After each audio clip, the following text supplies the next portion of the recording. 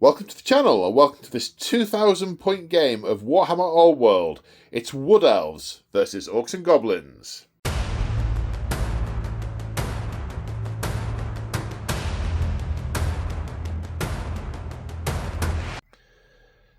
Today on the channel we are in the Kingdom of Bretonnia, where the foothills of some mountains meet a forested area. We are here in the the foot of Massif Orcal and the forest of Chalon. And this is where we're fighting. The Wood Elves not happy that the Orcs are rampaging out of the mountains and into the forests. And we're going to have a big fight. We're playing open battle because it's easy. We like it. So we'll be trying to destroy each other's units, make them run off, capture each other's standards, kill each other's generals, and basically murdering each other. I'm joined on the channel today by Wolf Corgi. So hi, Wolf Corgi. Hi, Wolf Corgi.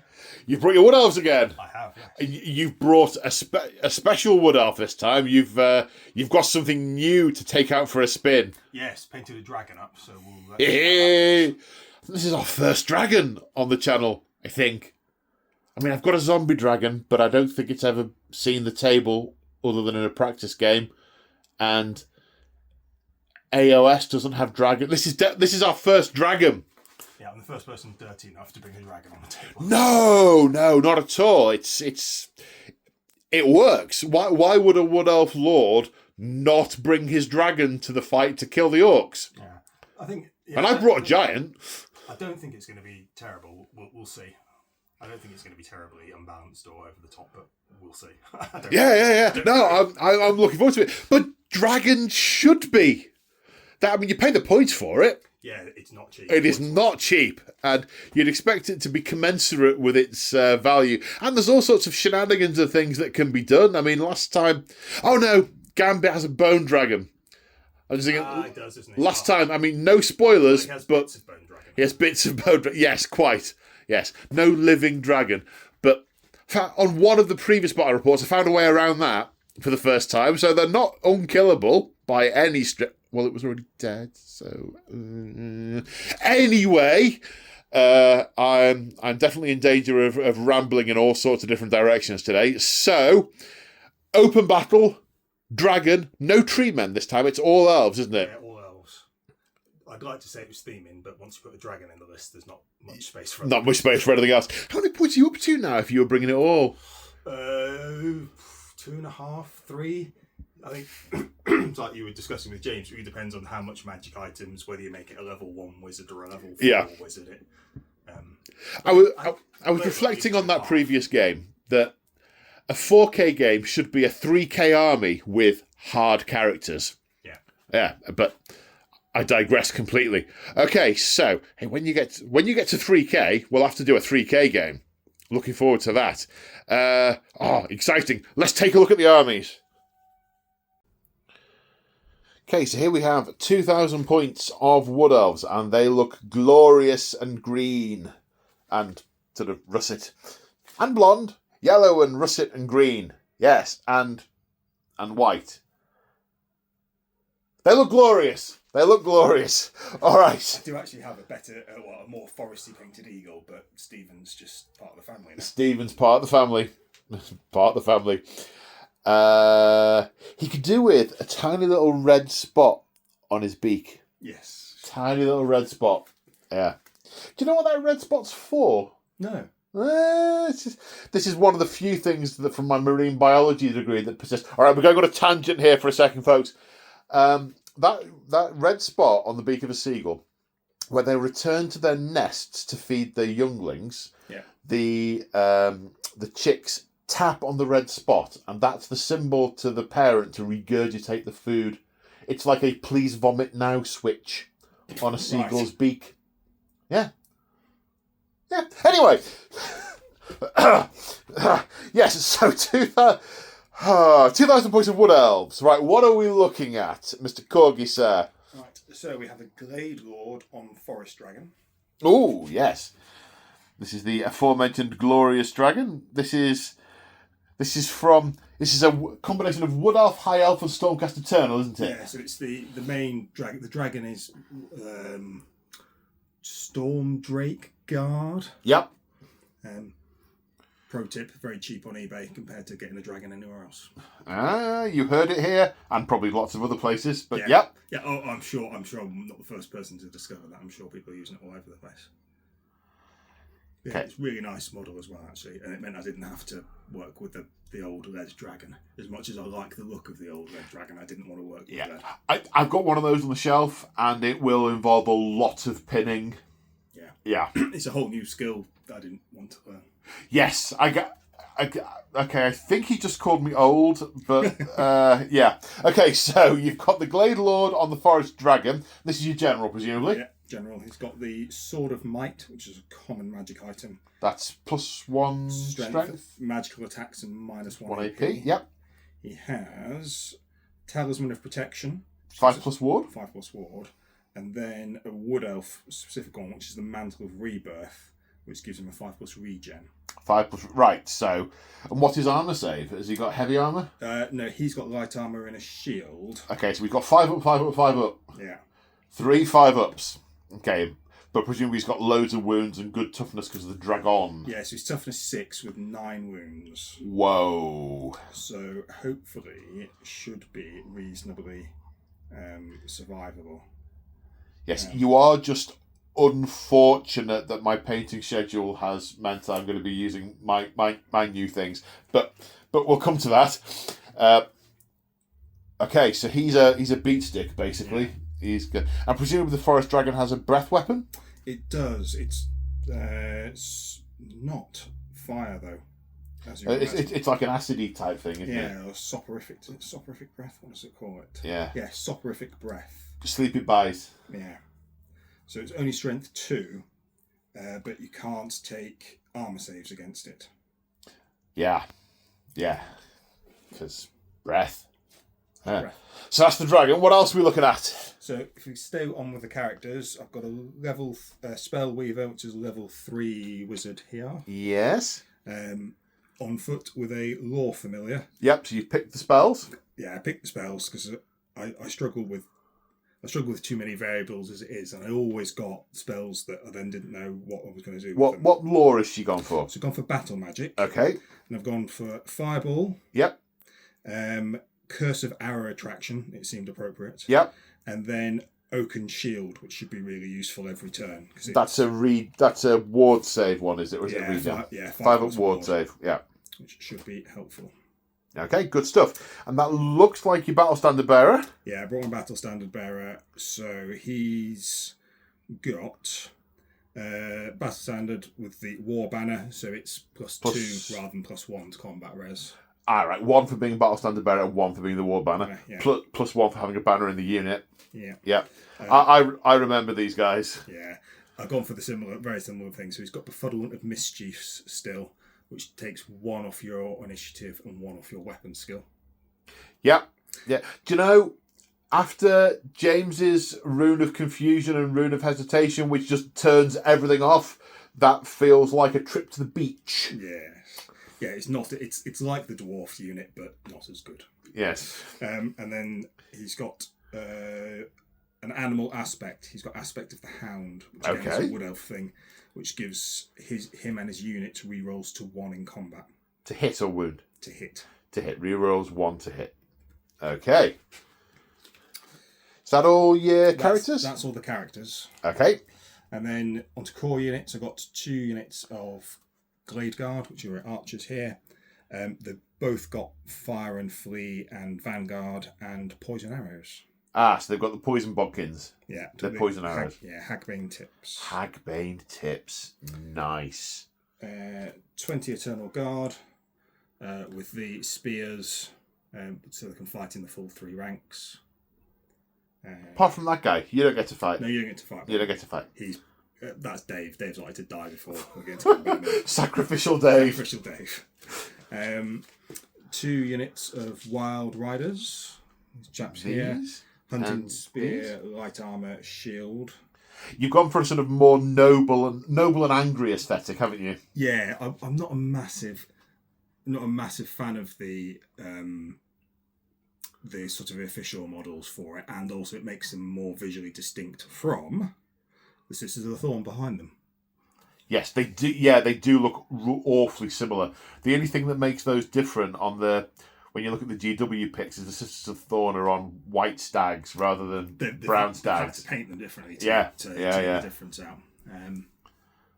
So these are frenzied, aren't they? They're great on the charge. Yeah, great on the charge. Not so good. Not so good if they don't kill. They need to charge and then kill it. If they don't kill it in one go or they get charged, then they're paced. Yeah. Yes. Should be interesting. Okay, and you said Sisters of the Thorn? Yeah, Sisters of the Thorn. So they are level 1 casters. I'll need to roll a spell for them because I haven't thought about that. Yeah, because the FAQs changed it from pick a spell to roll a spell. So sort that out just before we deploy. Yeah, and they've got Blackbriar javelins, so they've got short range throwing spears. Okay, they're fast cab as well, aren't they? Yes. So they're super manoeuvrable. Yeah. And those Blackbriar javelins, am I right in thinking they are both quick shot and move and shoot? Yeah. Basically, none of the movement rules apply to them because they're fast cab. Yeah. Do what you want with them. They are super manoeuvrable. And then Star of the show, Stephen. Is it specifically a wood elf great eagle? Is it called that, or is it just a great eagle? It's just a great eagle. He's great. Great. Yeah. Wood elves and high elves can both take the eagles. Yes, but the high elves tend to be stood on sort of like paving. Yeah. With sort of like gold inlay and poetry, whereas the wood elves is like dirt. Yeah. So that's 2K of wood elves. Let's take a look at the orcs and goblins. And here we have 2,000 points. Well, technically 2,001 points, which Wolfcorgi says it's all right, but it does, of course, invalidate any victory that I may or may not acquire along the way. 2,001 points of orc and goblin tribes. So today we are mainly savage orcs and night goblins. So the savage orc contingent, we've got 2 characters. We've got an orc war boss with frenzy and war paint. He has the choppiest chopper, which is a magic item. +1 strength, -3 AP magical attacks. Not great, but not terrible. I wanted the really big one, but couldn't afford it. Then we have a level 1 weird boy with war magic, but he has swapped his spell for Gaze of Gork. He's going to be going with the arrow boys, so he gets to do the magic missile from the lore of Gork. Only a level 1.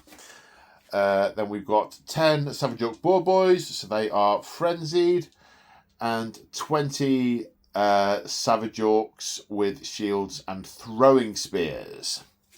That's the Savage Orc contingent. Then over here we have the Goblins and Night Goblins. It's mostly Night Goblins, although technically the crew for the weapons are Goblins, but I can easily see those having been corralled and harangued by the Night Goblins into doing what they're told. So, where to start? Well, we have a unit of 24 Night Goblins. They have netters and 2 fanatics. Thank you to the person who commented that I had too many fanatics in my previous unit, because they are 1 per 10 rather than just a maximum of 3 these days. We have 6 stone trolls with great weapons. Primarily so I don't have to think about Motley Crue, because it hurts my brain, especially when I'm filming. We have a giant, 3 goblin bolt throwers, because I finished painting those this morning, and I've been desperate to get more goblin units into the Orc and Goblin army. It is pure coincidence that they were next on the list after I wanted them. This is the reason I didn't end up playing Orcs and Goblins against James the other week and we went for Beastmen because I wanted to have these ready and I didn't have them ready. I didn't want to just trot out the same army again. So I played Beastmen. But what it has meant is that that little delicacy has been deferred for Wolf Corgi and his dragon. And we have a Goblin Rock Lobber. So we've actually got some range here today. So we've got some shooting from the Savage Orcs and 4 War Machines. We also have a Squig Herd. This is a combination of metal squigs that I bought when I was about 15 and a box of plastic ones mixed in. It's 16 squigs, and then these are 8 herders with thrusting spears. So these are the old school herders, and basically that's going to count as 2 goblins. So I'll just mark up casualties as appropriate. We'll find a way around that to be able to use the cool minis. And last but not least, we have the Night Goblin Odd Knob. I finally worked out the code, because you've got sort of weird and odd, and you've got knob and boss. So weirds are the orcs, odds are the goblins, boys are the level 1s and 2s, knobs the level 3s and 4s. So this is a Night Goblin level 3, therefore it is an odd knob. I've gone for illusion for his spells, because Night Goblins can take wild magic or illusion. So I thought I'd give that a go.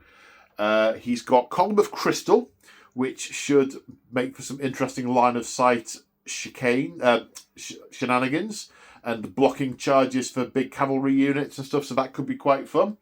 And Mesmeric Mirage, which is a hex, a demovementing hex. I've also gone for the signature spell from Lore of Mork for Itchy Nuisance, which is a hex that debuffs toughness. And I wasn't going to take it because I thought I don't really need to debuff toughness against elves, thank you. And I have got form for Itchy Nuisancing dragons. Sorry, Gambit. But it also debuffs initiative, which could be quite significant against the elves. So I have gone for Itchy Nuisance. And he has got one magical item, Buzzgob's Knobbly Staff, which lets him re-roll 1 failed casting attempt per turn. And that is 2001 points of Orcs and Goblins. Let's go on to deployment. So here we are after deployment, and we are, well, looking at the Wood Elves, they are very fast on the left flank as I look at them, with both units of Wild Riders and the Lord on the Dragon.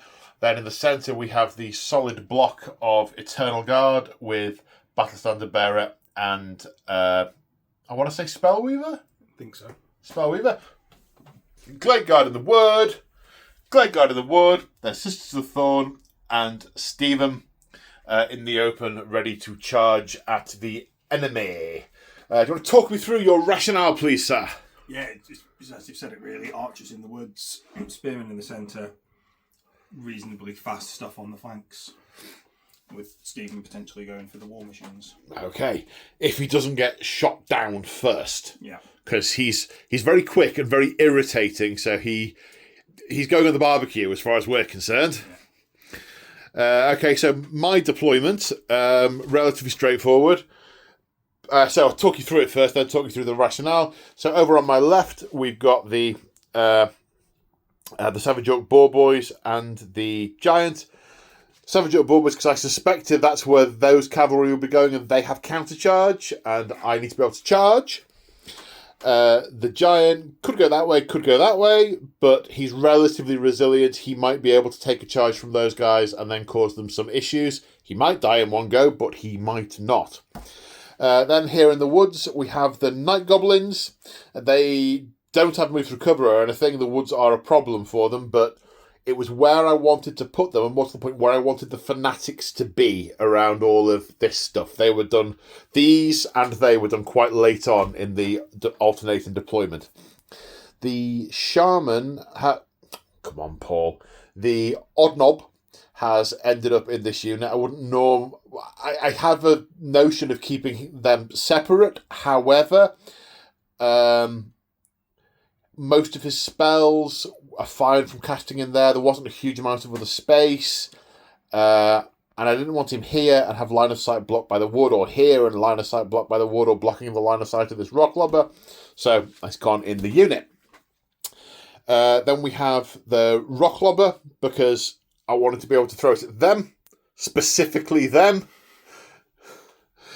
Then with Savage Orcs with the War Boss, Stone Trolls near the War Boss, because this is a slight little quirk. I would rather be able to use the leadership only of the Night Goblin for him, because he's kind of there with the Night Goblins, but needs to be near the General, otherwise they will literally do nothing all game. And whilst he's not frothing at the mouth, he knows he needs to intimidate them and urge them forward, otherwise they will literally do nothing. They know how to handle trolls. Then over here on the right, we got a nice bit of open ground through which some of the fast elf stuff is coming. So we have the shooty boys with the weird boy and a bolt thrower on each side. One bolt thrower over here to be able to shoot at some of these targets. You never know, with manoeuvring I might end up file on those cavalry at some point, which would be delightful. Who knows? And then we've got the skirmishy blob of squigs in the middle. So that was kind of it.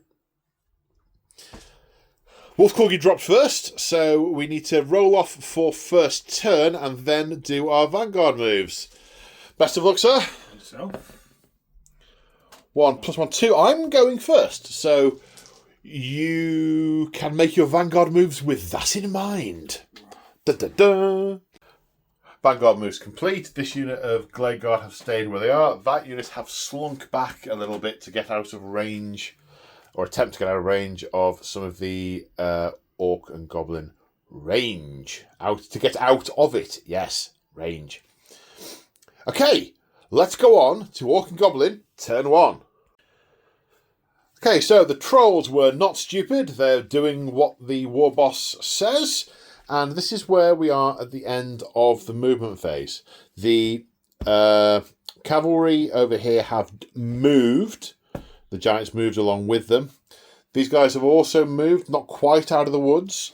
Then we've got marches from the Savage Orcs and the Trolls. The Trolls haven't moved their full distance. They were just told to keep up by the War Boss.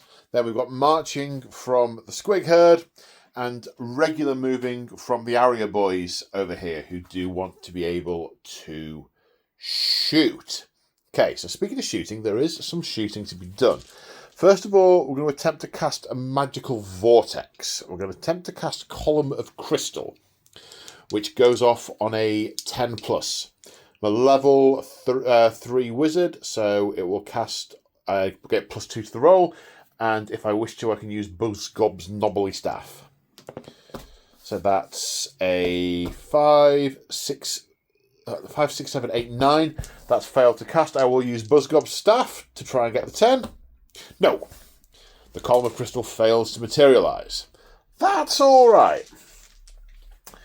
What we will also do over here is attempt the Gaze of Gork. Casts on a 9. We get +1 to the roll for being a level 1 shaman and +1 for being in a unit of orcs of more than 10 or more. So 5 + 2 is not 9. So neither of those cast.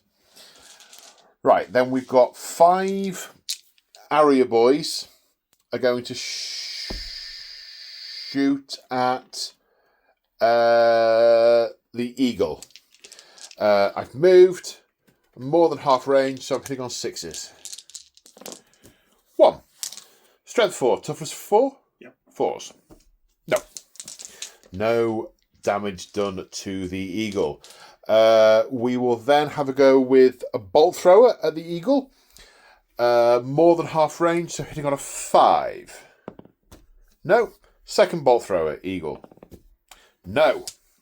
Not going terribly well, this is it. Then we will rock lobber the Eternal Guard.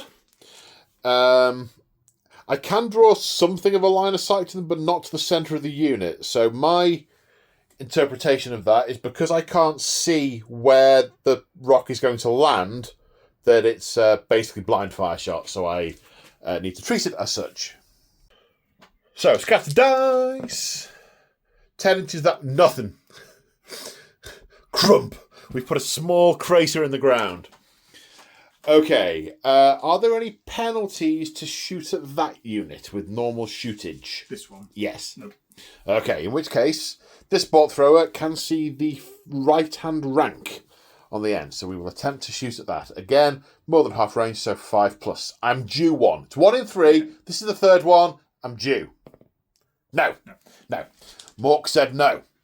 And that's my turn, because... Fired, no guns, fired, no guns. No fighting. It must be Wood Elf, turn 1. So we're casting spells in the strategy phase. We'll attempt Curse of Arrow Attraction on this unit of Savage Orcs. Casts on a... 7. Okay. 7 7 plus 2 for my, is 9. I'm going to attempt a Fated Dispel on that one. So I need 10. Which I get. Ooh, nice. Fatedly Dispelled. I'll then go for Oaken Shield on this unit, which gives them a 5+ war save. Again, I need a 7. 9 plus 2, 10, 11. That is cast. They have a 5+ ward until the start of your next turn, presumably. Or is it the end of this turn? Start of my next turn. Start of your next turn. Unless I have a spell it, I suppose. Oh no, it's not a remains in play. It's like, oh, yeah. Right. Is that it for spells? That's it for spells. Well, hang on, they have Curse of Arrow Attraction as well, don't forget. That's what they rolled. Yes. Am I within 21? I think I'm probably not. Oh, it's live action, this. No. Not to those, but maybe the squigs. Yep. Yeah, let's stick it on the squigs. It just can't hurt. Okay. No. Okay. But, you know, I mean, it could have worked or blown yourself up. I could have just... Yeah. Right. Movement. So at the end of the movement phase, it's getting pretty tactical over here. So Stephen has been sent out to try and harangue the war machines, has ended up there. I don't think it's going to end well for him. They're frenzied, so there's definitely going to be some fighting there. But the Sisters of the Thorn have gone. They are heading this way. This flank is a dummy. They are redeploying to other parts of the battlefield when they see the Goblin war machines laid out. So that could be interesting. Then everywhere else, the elves have taken a step backwards, taking the Bretonian risk of being close to the edge of the table, but desperately wanting the charge on the greenskins rather than being charged. Interesting. And there is some shooting to do. So, yes, you're trying to whittle me down whilst I get close and then hit me with the charge. Right, I'll start by casting Fireball. What's the range of Fireball? 24. Are you still in range because you have moved backwards? Yes. Okay, splendid. So, into the Savage Orcs. Cast on? So that's 6. It casts on an 8. So 8. it goes So off just. Plus 2, that's an 8. You're definitely out of range of my my wizards, so I can't dispel it. I've used my Fated Dispel. D6 strength 4 hits. 2d6 strength. 2d6 strength 4 hits. For 3. Wounding on 4s, because toughness 4. Cocked is a cocked thing. Okay. 1. Warpaint save of 6+. Ow! You flaming orc. It's barbecued. Then I assume that's 8 shots, volley firing with the longbows. Yep. Same target? Yes. Okay, long range, so hitting... What's the base ballistic skill? Is it 4? 4 to 3. So 2, 4. 3 to to 4s. 4s. Okay. Does the squad leader have a better ballistic It skill? does, so I'll do Okay. him. Do one separately. Yeah. That will be on a 3+. So 3 for him. 3. 3, and the others on 4s. Ooh. Whoa!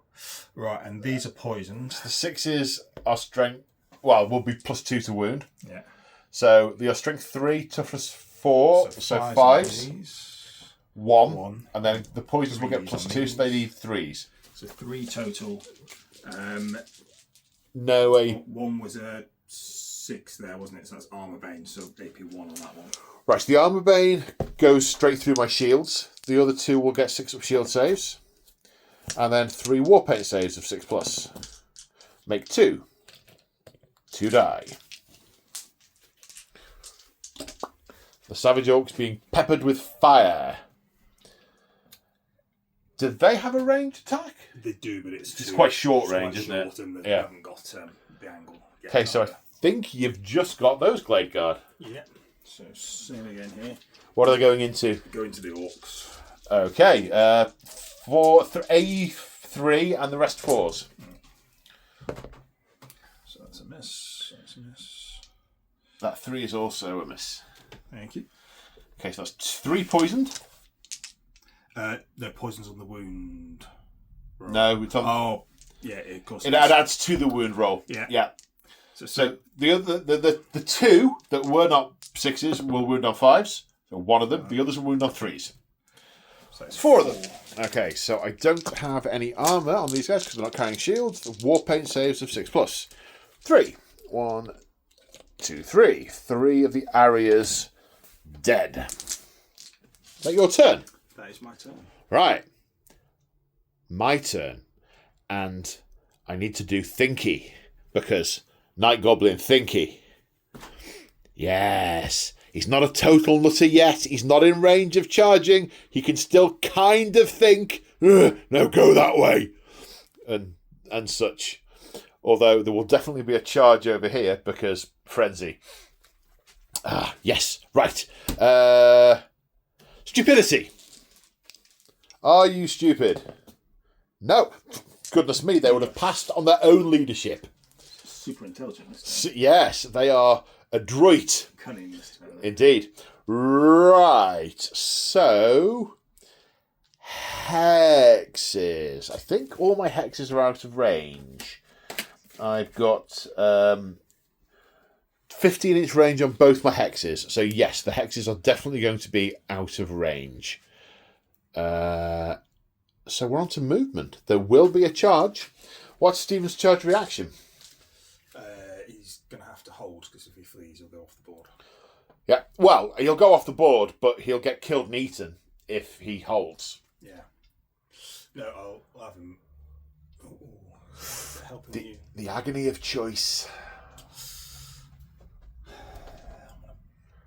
See, if you flee, I have to. I still have to attempt to charge him, and I'll move the full distance. I don't think I'll run off the board, but I might be out of position. But yeah. See, he's going to get killed if he stays there. That's going to put you here, isn't it? It is, but I will. If I kill him, I have to overrun, so I will end up off the board probably. Yeah, I'm going to stay where I am. You're going to stay where you are. Okay, sucks to be Stephen. Yeah. That's the only charge. Nothing else impetuous is in charge range. So I get a 4. 4 and 4 is 8. Bit of a wheel. 4 forward. Need to measure that. I might need to re-roll with Warband because there's a big wheel to get me in range there. So 4 inches would have been enough with a 2-inch wheel and then moving straight forward to clip there. But I opted for a Warband re-roll and got boxcars. So they are moving 10 inches. So, ending up here after the charge. Sucks to be you, Stephen. I have a feeling, I don't know if I'm misremembering this, if this was a fever dream. Can the Gaze of Gork be cast in combat? I don't know why I'm thinking that. No, it's Brain Burster that can be cast in combat. Don't have that. Anyway, I digress. Right, remaining moves. Got to think cunning. Got to channel Mork. Right, so we've had a bit of tactical manoeuvring. I say tactical. The Savage Orc tactics in the middle are run forward, send the trolls in first. So they both marched. The Night Goblin and Squig Herders have seen that their targets have disappeared from around here, so we're going to go this way round the building. The Savage Oak Harriers are going to have Rotisserie Stephen for their meal. Then over here we are being a bit cagey. So the Savage Oak Boar Boys have moved. They're not so maddened with bloodlust yet. The Giant has marched because I've also marched with the Night Goblins. I want to get the Night Goblins up here because I need to get the Wizard closer and Fanatics. So I definitely don't want those in the way of the Giant or near the Giant. So I've marched. They've got to go around the other side. Yes, boss. And just run round this side. And we are closing the gap. And that's it for movement. No hexes to be cast from this guy because he's marched, so he's not going to be doing any casting there. So we've got some rocks to lob and some bolts to throw, and that's it for the shooting. First bolt. This one into the back of the Wild Riders. Now they are -1 for long range, but they also have the Gale Force banner. Guff's Windy Banner. No, that's an Orc and Goblin one. The banner of a slightly breezy day. The banner of It's Windy. The banner of swirling wind. The banner of swirling wind means I will hit on a 6. No. Right, here I am long range, shooting at the Glade Guard, but they are in cover, so also a 6. Yes! And 2 ranks, so a strength 6 hit and a strength 3 hit, both of which require 2s to wound. A strength 6 and a strength 3, do you mean? A strength 6 and a strength 5. I'm glad to just testing. It's been a long week. So 2s to kill, because -3 AP. Yeah. Kills 2. Okay, then over here, this bolt thrower can see one of those horses. Long range, hitting on a 5. No. The bolt thrower is going to find his same target. So we'll roll the misfire table. I think that's a dead crew member. That's a twang minor mishap. I haven't even killed a goblin, so can't shoot this turn. I'll take that. I will take that. So, no guns. Marched, fired, marched, and no guns. Marched and no guns, marched and no guns. Fired. Combat. Oh! It's not the end of the turn. I was about to say, and it's the end of the turn, but it's not the end of the turn because combat. Okay, what is Stephen's initiative? This might involve the consulting of some books. We'll get back to you. So the Orcs are going on initiative 7 because they flank charged more than 4 inches.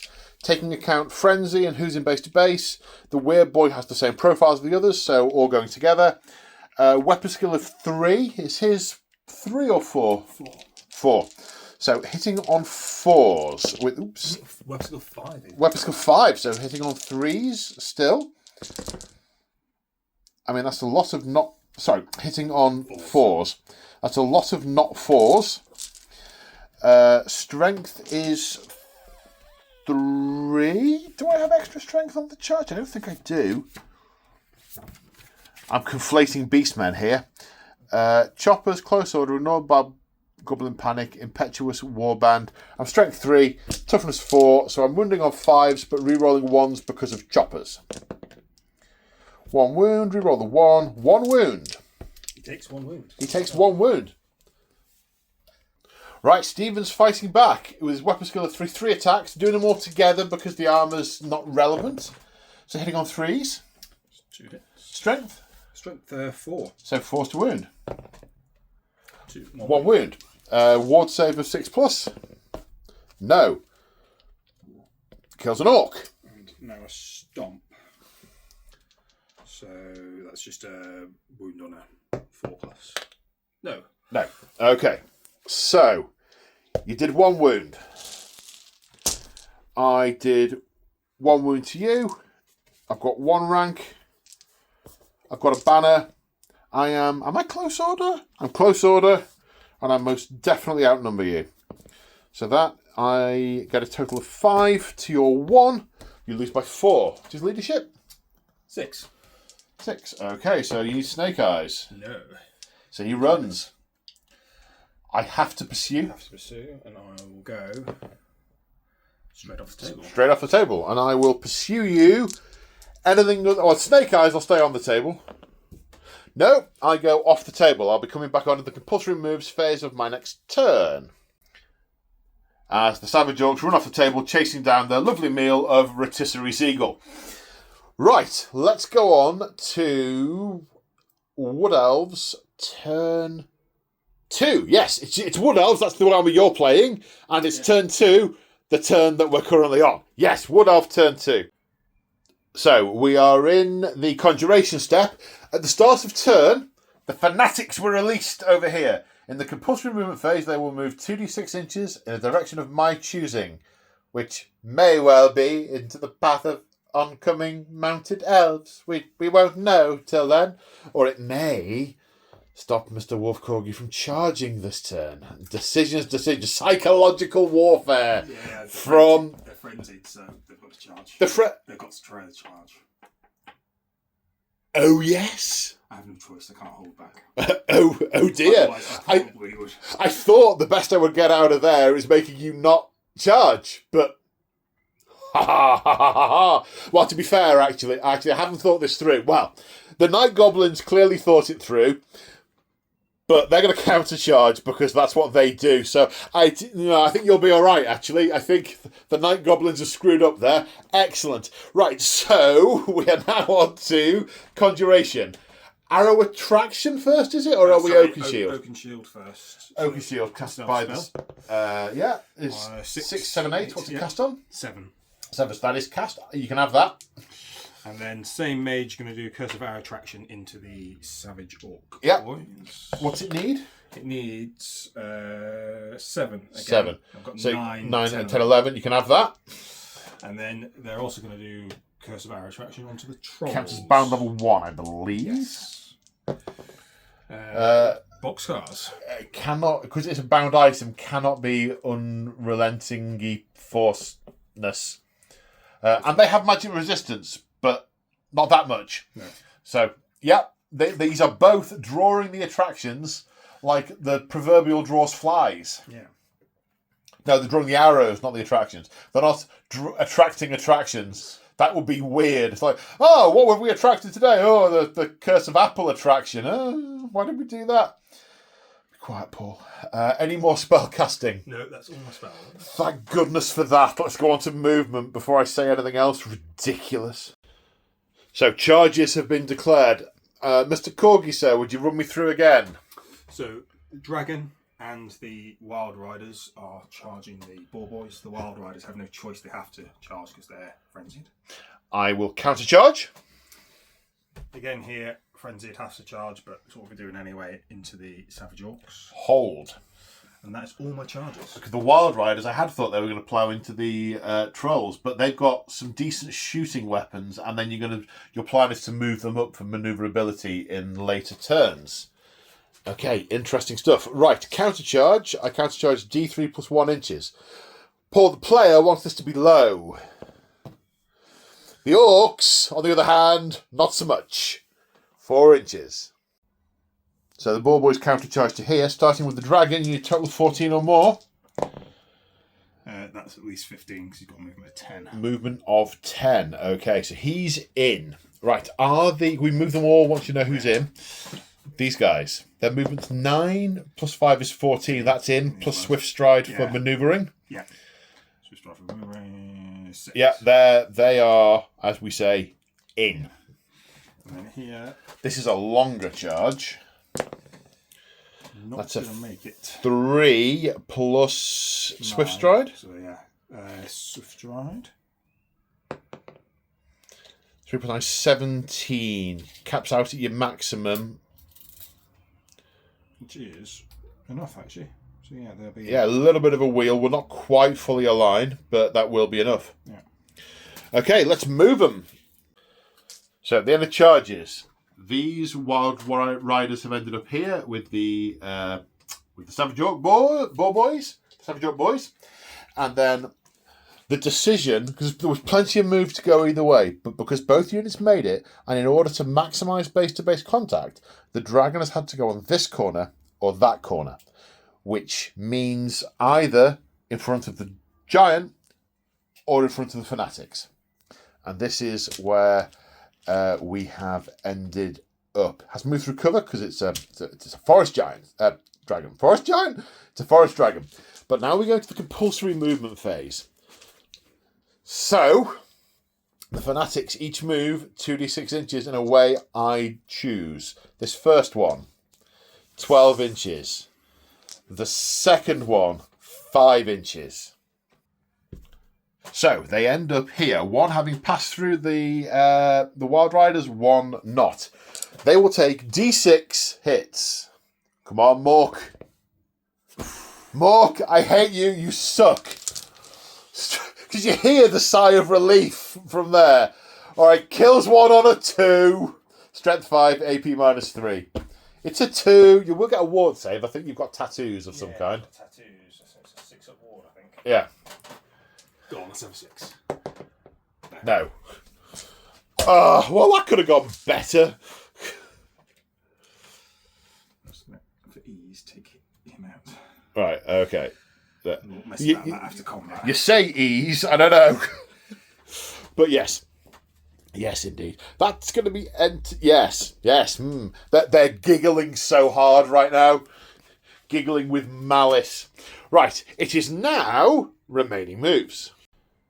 So at the end of the movement phase, the Wild Ride... The Sisters of the Thorn have marched, but have thrown their javelins at these on the way past. Or they will be throwing their javelins at them because they can quit. Wolfcog is shaking his head at me, but... I don't think they've got a fire arc to them, have they?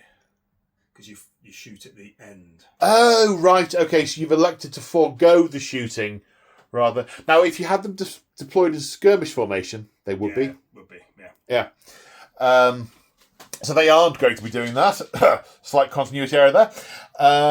The Eternal Guard have positioned to be able to fireball the trolls, and we think they're assuming these guys are going to take care of the Savage Orcs, and they're not going to just follow through it. And they're assuming that. Very arrogant of them. Very on brand for elves.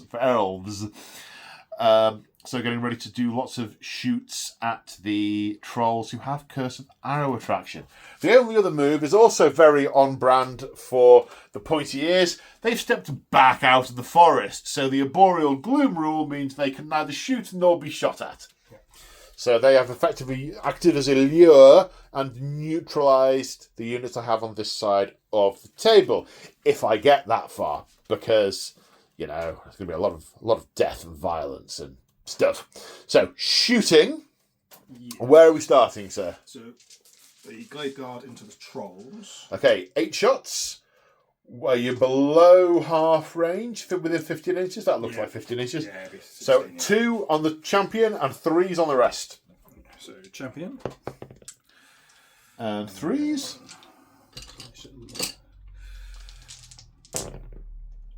There's somebody else. So, that's 2 poisoned. Yes. And a miss. Yes. Okay, so toughness 4, so the poison ones will hit a wound on a 3, the others will wound on 5s. So that's 2 wounds. They're only toughness 4 trolls? Yep. The models, similar to Minotaurs with Beastmen, the models are much more imposing than the stats. And to be fair, these are AOS era models that I've converted over from my Gloomspite army. Yeah. And the troll minis for Old World, they are much, much smaller. They've got multi-wounds rather than higher toughness. So the non-poisoned ones will wound on 5s. Just the one then. 1, okay. So I have light armour and calloused hide. Calloused hide? Armoured hide. So I have 5+ save. Yes. Didn't need to regenerate. Just got an arrow stuck in him. Yep. Ow. Much like this guy from an earlier fight. Yes. He hasn't even noticed. It's got a bit of an itch. And I assume now is fireball time. Fireball time, again into the trolls. Yeah, the astute amongst you will notice I didn't use my fated dispel earlier. 5, 6, 7, so it goes off on a... it doesn't go off. It doesn't go off and needs an 8, does it? He's an 8. Okay, so no need to Fated Dispel. In fact, also, the Stone Trolls are magic resistance 1, so you needed a 9. I think that's all your shoots, is it? Shooting, yeah. Okay, which combat are we starting? Oh, no, there are 2. Which combat are we starting with? Easier one, shall we? Right, okay. Yeah. Right. Are you issuing a challenge? Yeah, why not? Let's issue a challenge. Yeah, all right. The war boss will accept. And to be fair, I'd have challenged you if you hadn't challenged me, so that was just a little bit of last-minute face-saving pride there. Well spotted. Right. He's got my number. Okay, so the Wild Riders are on initiative 5, plus 3 for the charge. They're all going on 8. That's happening first. The champion whose title is a Wild Hunter. The Wild Hunter into the War Boss first. Weapon skill 5 versus 6. So hitting on 4s. 2 hits. Strength on the charge with his spear? Will be strength 5. It's a cavalry spear, I assume. It's a hunting spear. Hunting spear. Strength, plus 1, AP -2, armor vein. Right, so strength plus 1. Is strength natively 4, is it? Yeah, it is, yeah. Okay, so they are strength 5, toughness 5. Will wound on 4s. 1 wound. I have a war paint save of... I've got not any armour. Right. I'm a Savage Orc. I have war paint of ward save of 6+. Come on, war paint. No, that's the opposite of war paint. So he takes a wound. So all the other attacks just into the general rank and file Savage Orcs. 2 each, 10 attacks? Yep. I thought it was 3 each. Do they not have an extra attack from somewhere?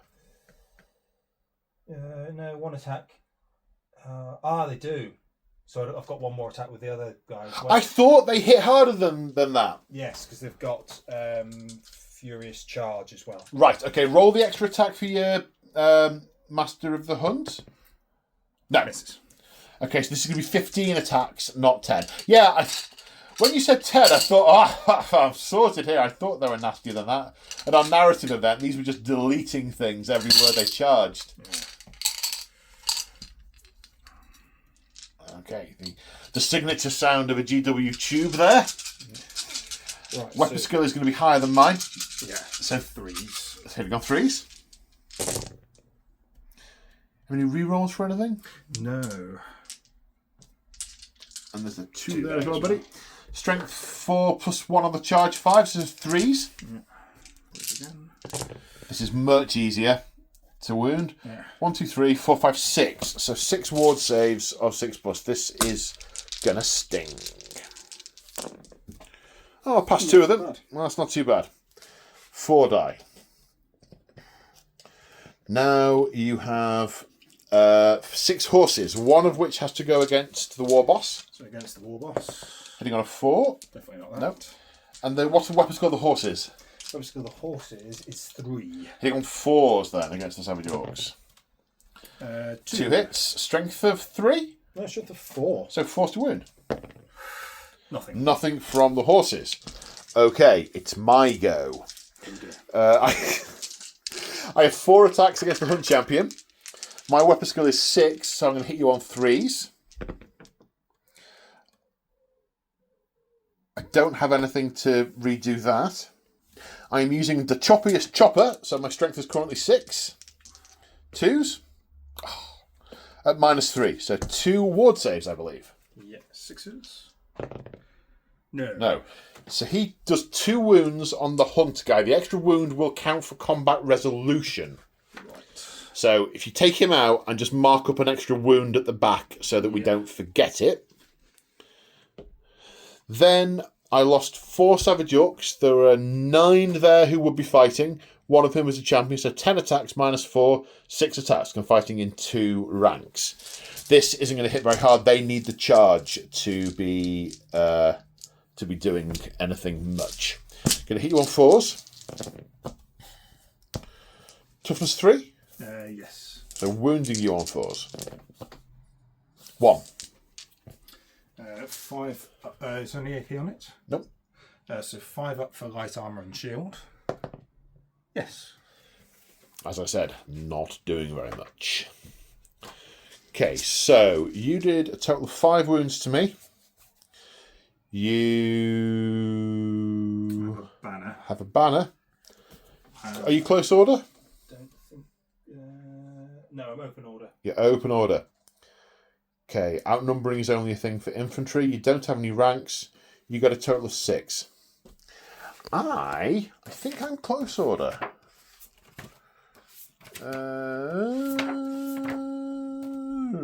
I am indeed close order. Okay, so I did 2 wounds. I got a banner. Am I heavy infantry? Regular infantry. So that extra 1 killed makes a difference. I don't get any ranks. I got 1 rank, sorry. Yeah. 1 rank. I am close order. I outnumber you. So I get 2, 3, 4, 5, 6. You get 6. It's a tie. Do you have a musician? I don't think I do. Did I take a musician? Oh, tense moment, folks. We either just completely stay where we are, or the elves lose by 1. We'll get back to you after these messages. The elves lose by 1. They didn't take a musician. Uh-oh. -1. Leadership -1. You're not double outnumbered. 8. That should be fine. Yeah, leadership 9. Leadership 9, -1, 8 is an actual pass, so you will give ground 2 inches. I may do nothing other than follow up. And you haven't lost your frenzy because... Oh, no, you have. I've lost combat. Is it losing combat or fleeing from combat? We'll need to check that. And you'll need to nudge your ranks up as well. It is losing a round of combat, so you have lost the frenzy. Now, you didn't flee. You gave ground, so there's no leadership test needed by anything nearby. Now we come over here. So initiative over here. 10 for the Lord, 8 for the elves, 7 for the horses, 7 for the dragon. Yeah. 6 for the orcs. So, you see, if I'd managed to cast Itching Nuisance, which was out of range anyway, but the reason I took it was to debuff your initiative to make this kind of scenario a bit better. But I should have thought more about the range of it when I was planning that. So everything you've got is first. So it's the Lord first. Are you issuing any challenges? I mean, you have charged, therefore you must decide first. If you do not issue a challenge, I may issue a challenge. I can accept with whoever. I won't bother. I'm not going to issue a challenge. Okay. I'll issue... What would they do? They are frenzied and blood-maddened. Go on, I'll issue a challenge. Why not? I'll answer with my champion then. Okay. Right. Let's start with the Lord. This challenge isn't going to go as well for me as the previous one. I can tell you that for nothing. The Lord is weapon skill 7, so he will hit me on 2s, because -3. 5 hits. He's got... This went 5 because he's got the sword of So might. you wound me on 3s because of his sword of might. 3. 3. Okay. -1. -1. So that goes through my shields. So that's 3 ward saves of 6+. Kills 3. Okay, now it's the riders. Well, and the champion. Which one do you want to do first? Champion has got 4 dice. Yeah. Okay, he will hit on 3s. Everything hits. He will wound on 3s. Yep. 3 wounds. 3 wounds. All the AP, so my shield does nothing. The goggles, they do nothing. Ward saves of 6+. Make 1. So he only gets overkilled with 1 extra. Okay, then the other attacks from all the other guys. Let's see, 4 by 3, so it's 12, isn't it? And here comes the proverbial dice bucket. Yeah. I don't think I'm going to get a single attack. So, hitting on 3s. Wounding on 3s. Yeah. Oh, that's good. Yeah, they have been they've been on your side, these dice. Through my shields, ward saves of 6. Kills 6, that's the unit. And they are wiped out. The Wild Riders must overrun because they are frenzied, so they will go straight forward, 2d6. The dragon can choose to restrain and reform. Is he going to... What's your plan with him? So if he makes contact with the giant, how does that combat work now? He counts as charging in the next turn. Next turn. Yeah, I'll go forward with the dragon. You'll overrun with the dragon. Okay, so 8 inches for the Wild Riders. So straight forward. Straight forward. Doesn't quite, so they end up there. Yep. And then 2d6 with the dragon. And you can Swift Stride as well if you want to. In fact, you can Swift Stride with that if you want to. But you are supposed to decide before you roll. But I'll have you to do it now. Yeah, sorry, I'll Swift Stride as well. Okay. For another 1. And then you need to nudge up your rank as well. Yeah. And then move an extra inch. Then the dragon overruns 6 plus Swift Stride. 7, which is... He's got to move through cover, so it doesn't negate anything from that. So, yeah, he will connect with the giant. And that should be interesting, because that giant's got a lot of wounds. And if he rolls well, he can put... I don't think I can pick up and eat you. I think it has to be infantry to pick up and eat. That will be interesting. It'll also be interesting to see where they go in a minute. Yeah. So, I say in a minute, is that all the combat? That is all the combat. I think that's all the combat. Does that make it my turn 3? Makes it your turn 3. Ah, splendid. Just for reference, there was no need to take any panic tests over here because the only units that were close enough to the Boar Boys that got wiped out were the Fanatics and the Giant, and they are both immune to psychology. Right, Orcs and Goblins, turn 3. Right, first things first, stupidity test. They can use the General's leadership, but it is currently 9, because he has leadership 8 with 1 rank bonus from Warband. 9 or less. They are natively intelligent. These are smart trolls. They are smart trolls. Yes, now we are on to conjuration, which means we are hexes and curses. So, I need curses. I need to decide who to curse. Right, so I am going to... So, itchy nuisance. So if I pull this, it's 15-inch range. If I pull it off, I can... It's minus D3 toughness and initiative. Oh, dear. Now, in hexes, you can't normally target units that are in combat, can you? Unless it says otherwise. I think that's right. So I think I am targeting... See, the tape measure of the dispel range is coming out already. I'm going to try and itchy nuisance the Wild Riders. Yeah. I need 9. I got +2 for my casting level. That's 9, 10, 11. Am I within 21 inches of your Spellweaver? No. I don't know why I think it's 20. Is it 21 or 24? It's 24, but either way you're out. 24. Okay, so they are itchy. I'll try Fated Dispel. Oh, yes, okay. I don't know what I just rolled. I think you rolled 9 plus 2, 11. So you needed boxcars. Boxcars, but it's worth it. It's worth it. Yeah. Right. Now, Miasmic Mirage is also a hex. But I can't see a unit I can cast it on. So, but you know what? I'll take that. If you'd offered me sight unseen, itchy nuisance on the Wild Riders, who I'm about to charge in the flank, I would... Do we roll now for the toughness and initiative? We probably do. Yeah. D3 toughness and initiative removed. So they are -3. We use a little wound marker there. I think it might be apt. Yes. So they're T1 and initiative 3. Yes.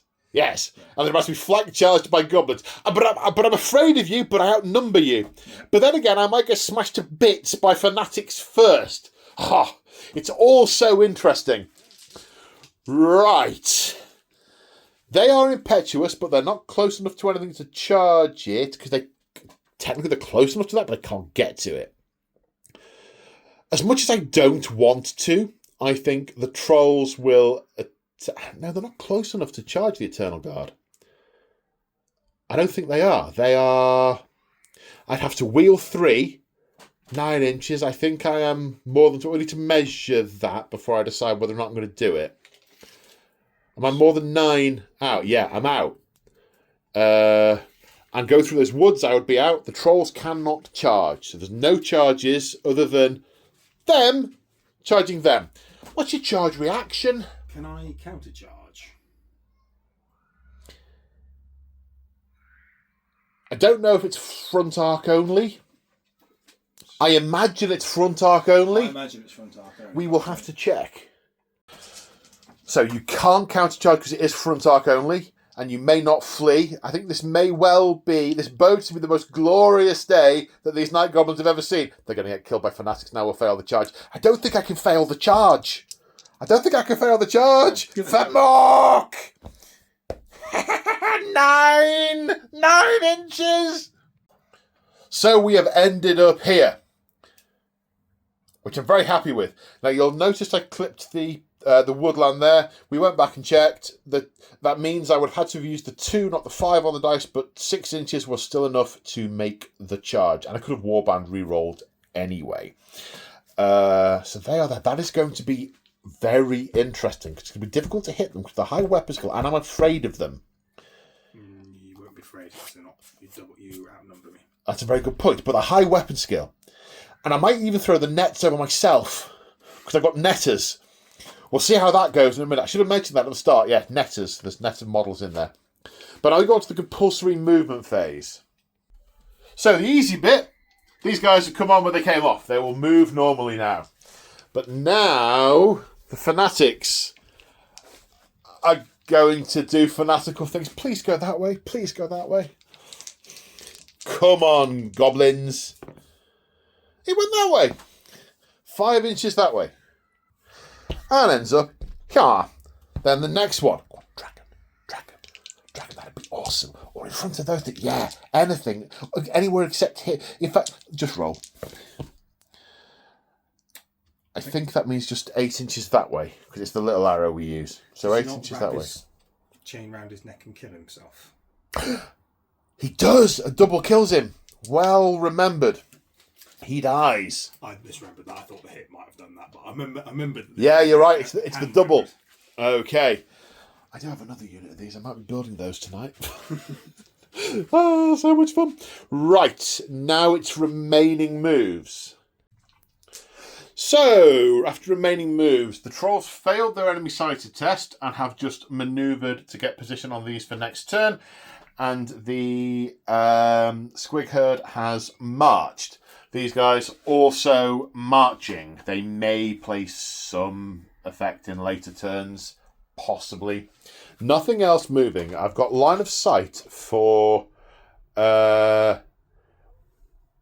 Oh, I've got line of sight for all my war machines into at least something, which is helpful.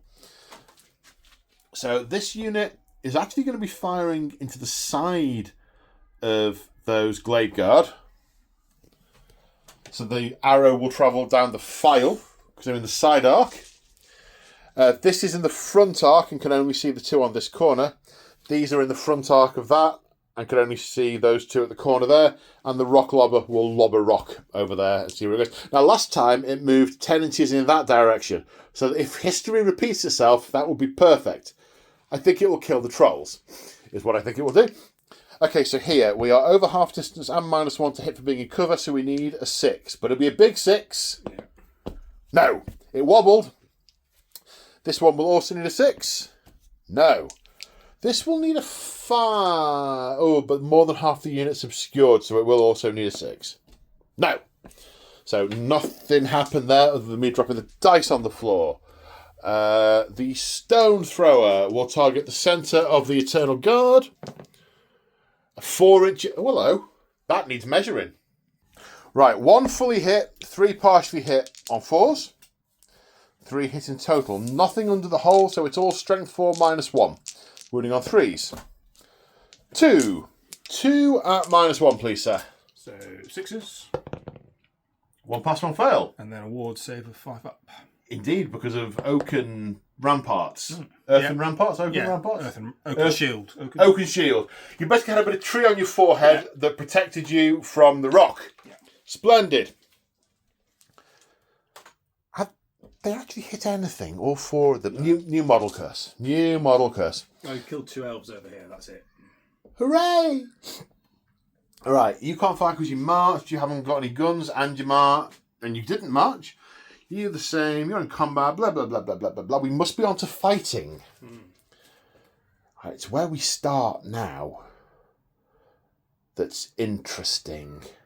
Let's go middle to left. So over here, neither of us count as having charged, so neither of us are getting any initiative bonuses. This counts as a subsequent round of combat. So my war boss is initiative 5. I am initiative 5 with my guys, and then 4 on my horse. So we are simultaneous with war boss and elves. If we do your elves first, yeah, it's not going to be much this round. 1 attack each. Yeah, And a lower strength as well. But I assume the hunter spears require you to have charged. just do, yeah. Yeah. Yes, yeah, so you use a hand weapon. Okay. So 5 attacks. Hitting on 3s, though, because you're on 5. You're Yeah, you will hit on 3s. on 3s. Your strength is... So 4. So 4 to wound. Yeah, not bad. 3 wounds. 3 ward saves of 6+. Pass 2. 2 die.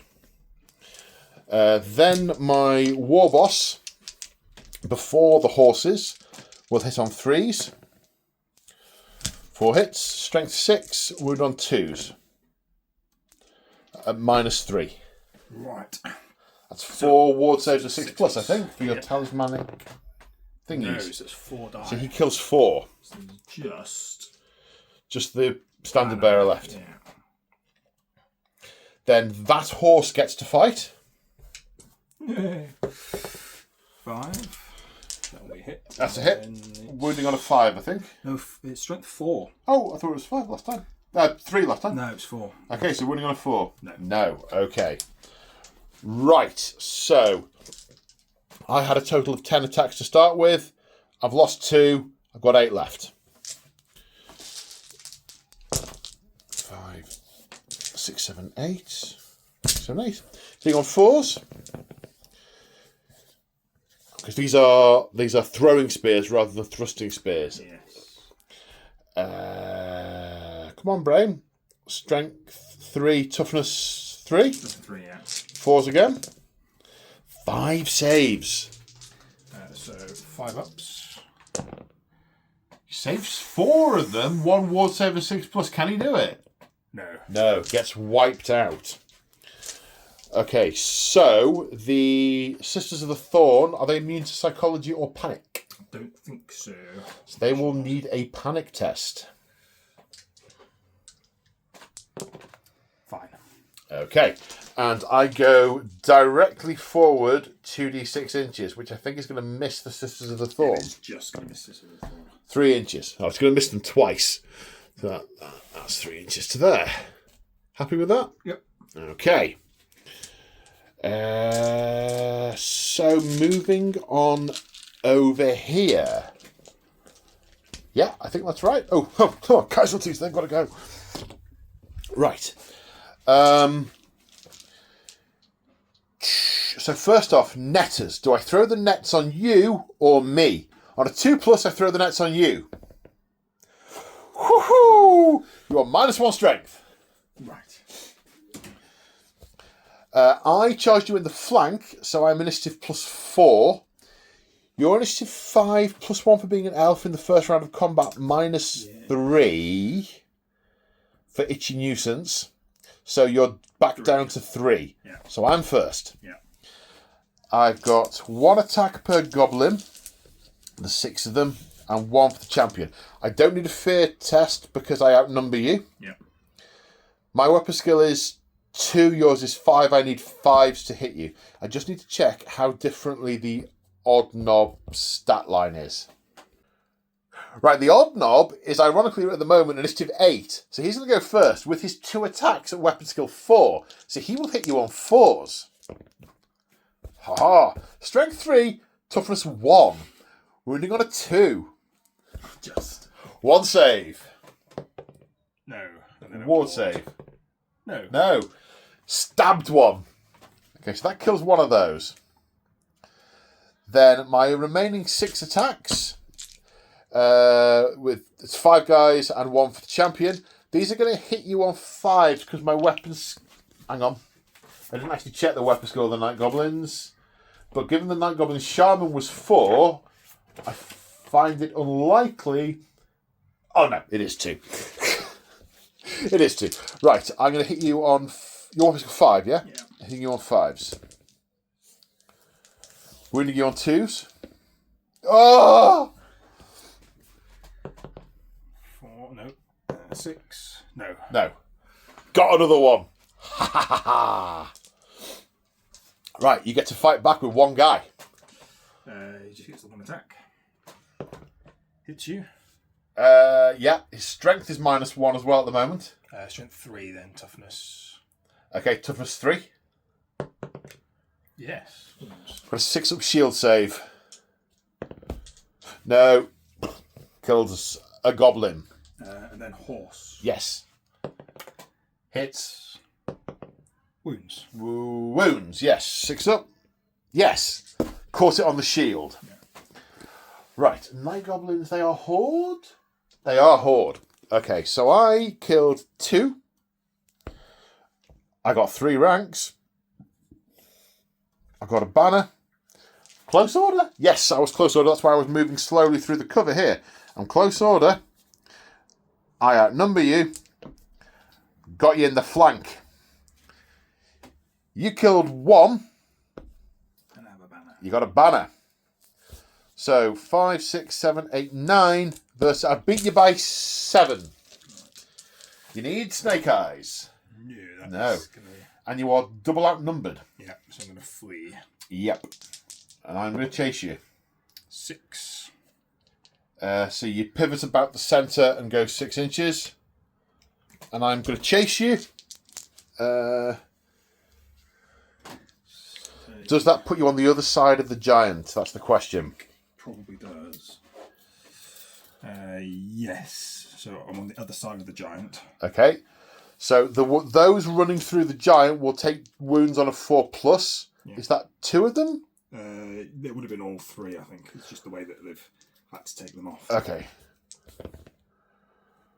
I think let's just double check that. I think that takes wounds on a 4+, but we'll just check. So yeah, 2 wounds taken. He remains there. Yeah. And the goblins pursue 4 inches. That's probably a relief for them. But then again, I could throw a net over the dragon, which would have been interesting. No nearby units to take panic tests. I cannot believe that worked. The number of cards that had to fall right for that, but it's there. Shout out to my man Brap. That's just legendary. Ha. So now we come to this legendary combat, looking eye to eye as the dragon flaps in the air. First off is the Lord on initiative 10. With his attacks, his weapon skill far, far more than mine. 7, was it? Yeah. So 2s. Hits. And strength 5. 5. So for 6. 6 of 5. 5s. 2. 2. At -1. 2 at -1. I think I have light armour, and that's my lot. Okay, so you're taking 2 wounds off me. I have got 4 left. The dragon, I'm going to guess, has 6 attacks. Neither of us are going to get stomp attacks because... Yes. 6 attacks. His weapon skill 6. So he will hit on 3s, not 2s, because my weapon skill is 3. 3 is. Just the 1 down. 5. Strength. 6. Strength 7. 7. Ooh, this could do it. You want 3s. Yeah. 1, 2, 3, 4, 5. And it is... Oh, I might have messed this up, sorry. Oh, okay. Pause. Okay, one of those, I think Glory is about to turn to ash. One of those should have been a serrated maw attack, but it doesn't matter, the giant is dead. We need to roll off to see which arc he falls in. Timber. You need to roll off, so right, sorry, yeah. 5. He's falling that way, which means, is that over the page? No, I think that might be a universal rule. I think it's D6 plus 1 hits. Yes, that's 6 strength 6 hits at AP minus 1. Toughness 6? Toughness 6, yeah. Toughness 6. Okay. This is where if I had got them in and I'd netted you, your strength might have been lower, giant might have survived, got to thump you with his club. Anyway, right. Wounding on 4s at minus 1. What's his save? So it's the 555. Yes. Okay, so 6 on the armour then. So 6 on the armour. Nope. No. 5 on the regen. 5 on the 5 on the ward. 1. Then 5 on the regen. Just 1. Takes 1 wound. How many did you have to start? Lots. I'm going to guess he had 7. He's got more. So it's 6 for the dragon, and then More? It's like being in Oliver. so he starts off with 9. Right, he's got 8 left. Goodness me. Right, so that's a panic test. My leadership is currently... It's Night Goblin. I think I am... Oh, let's see. What's the odd git? The odd git might be leadership 6. One moment, caller. Odd git is leadership 6. Plus 3, 9. We're good. I mean, we're not that good. You going to overrun or restrain and reform? Restrain or reform. Okay. Yes. Yeah, that's a shame. It's your turn next, isn't it? Yeah. Yeah. That's you know what would be good for them to have right about now? More fanatics. Yeah. Or to have run away. Or to have run away. Yeah. Or charged in because they'd have made a difference to the comp. They wouldn't made a difference. They'd be dead too. But give it a minute. Yeah. So those Night Goblins now suffering from what I'm henceforth going to refer to as Brapscallion's Curse as we go into turn 3 for the Wood Elves. Spellcasting first of all. First off is Oaken Shield on oneself. It goes off an 8, 8, 9, 9, 10. 10. 10, so that's cast. And then Curse of Arrow Attraction onto the Savage Orc Boys. Okay, what do you need? 7 on the dice. 7. What's the casting value? Casting value of 7. Thank you. So it's 8, 9, 10 again. 10. Yeah, you can have that. So they're going to attract the arrows. And then I'll also do Curse of Arrow Attraction on the Trolls. Okay, you need an extra 1 for this. So the casting value is 7, so you need an 8. Yeah. No. 5 plus 1, 6. No. Okay, then you're going to attempt to rally your remaining frenzied guy. She does. She does, using his leadership. So she's back in the fight, can't charge this turn, but otherwise may act normally. Possibly doesn't need the movement tray. Yeah. But still is subject to the itch nuisance, so that 3 can go back next to her. Until the start of my next turn. It's itchy, itchy, itchy. It's a nuisance. Indeed. Right, charges. I suspect there's going to be at least 1. Yeah. Or do we just go straight on to compulsory movement? Yeah, it's just compulsory movement, yeah. Oh, brilliant. Fantastic. The Fanatic is that... Oh, he wasn't serious. Charges Dragon into Night Goblin. Oh, hold.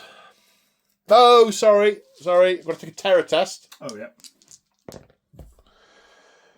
Tragically, I pass. So I'll hold, and you can't fail to be in, so you're in. Yeah. And you're taking the scenery with you, being a forest dragon. Now it's compulsory moves. Right, I'm willing that Fanatic back this... Oh, actually, no. Yeah, just roll it. No. Oh, it has. If that makes the distance... So look, he's going that way. 11. That way. He is going to hit the dragon. Yeah. And ends up here.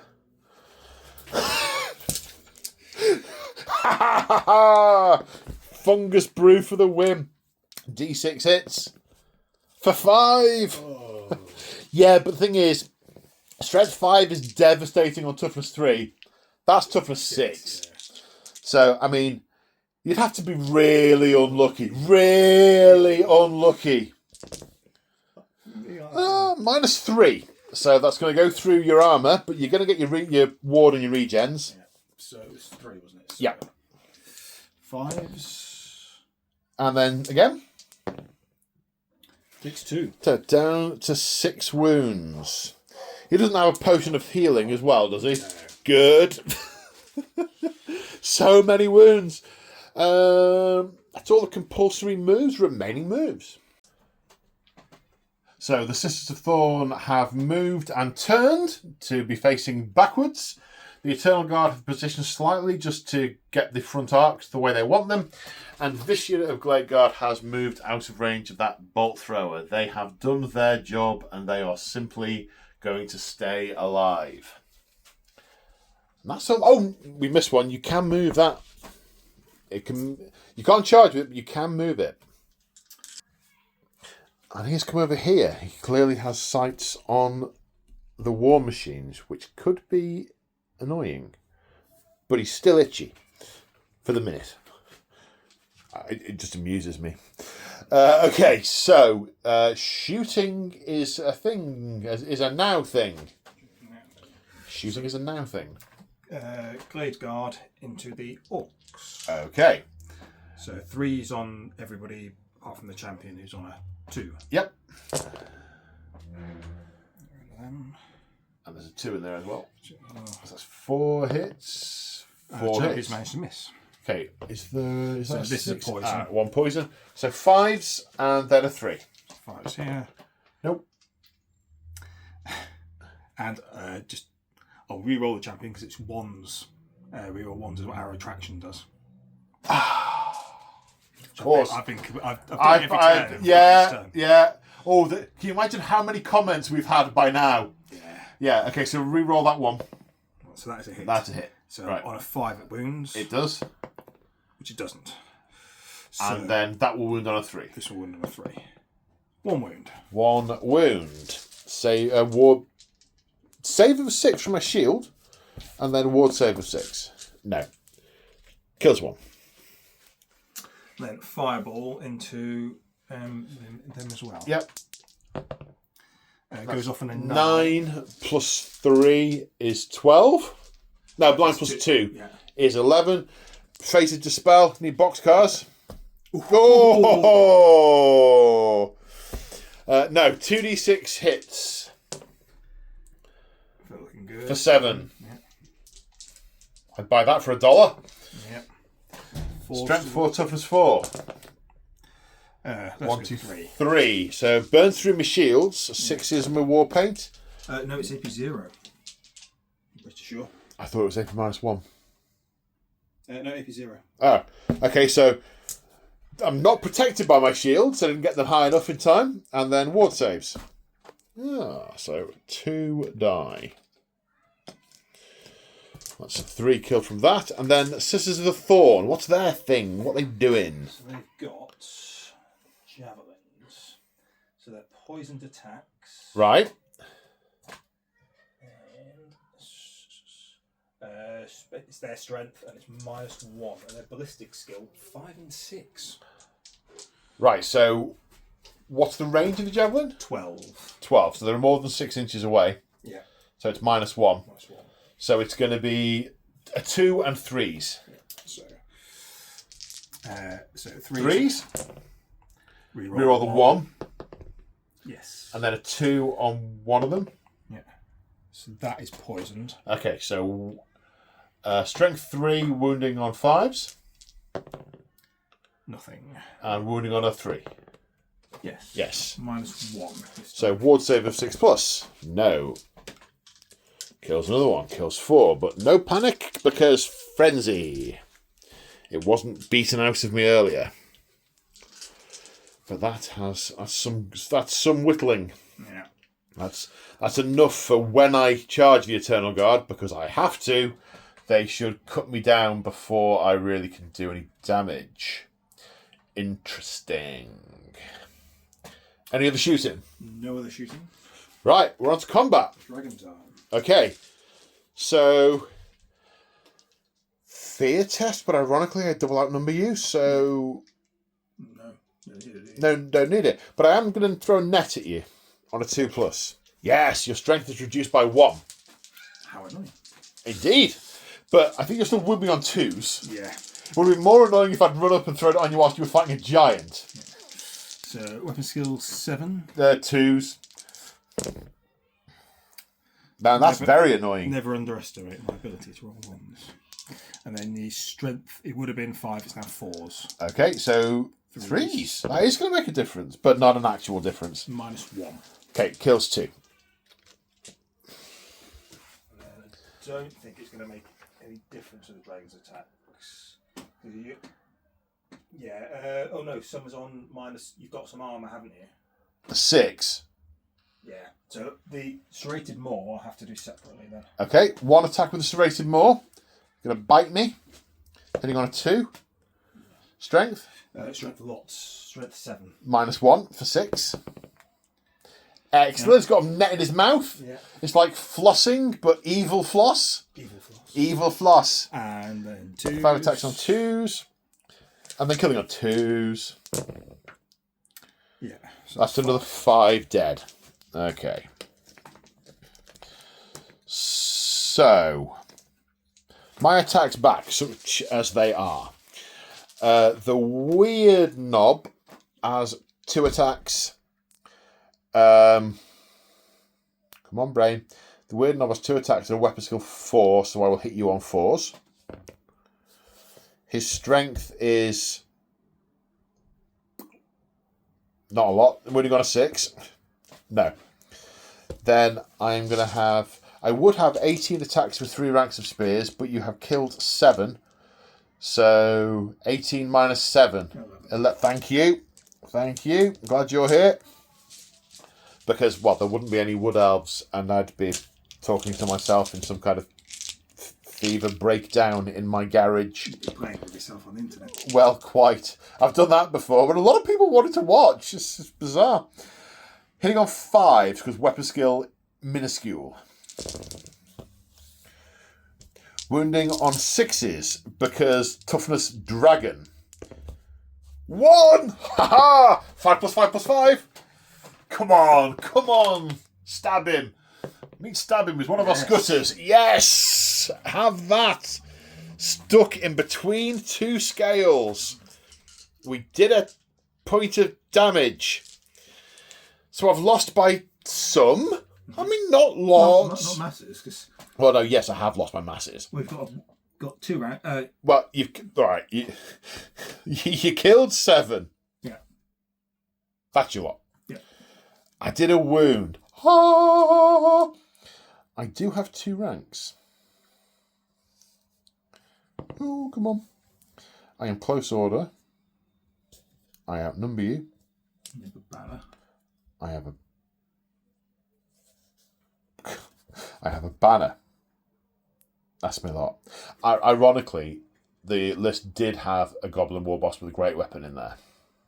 Yeah. That would have been useful. That would have been, handy.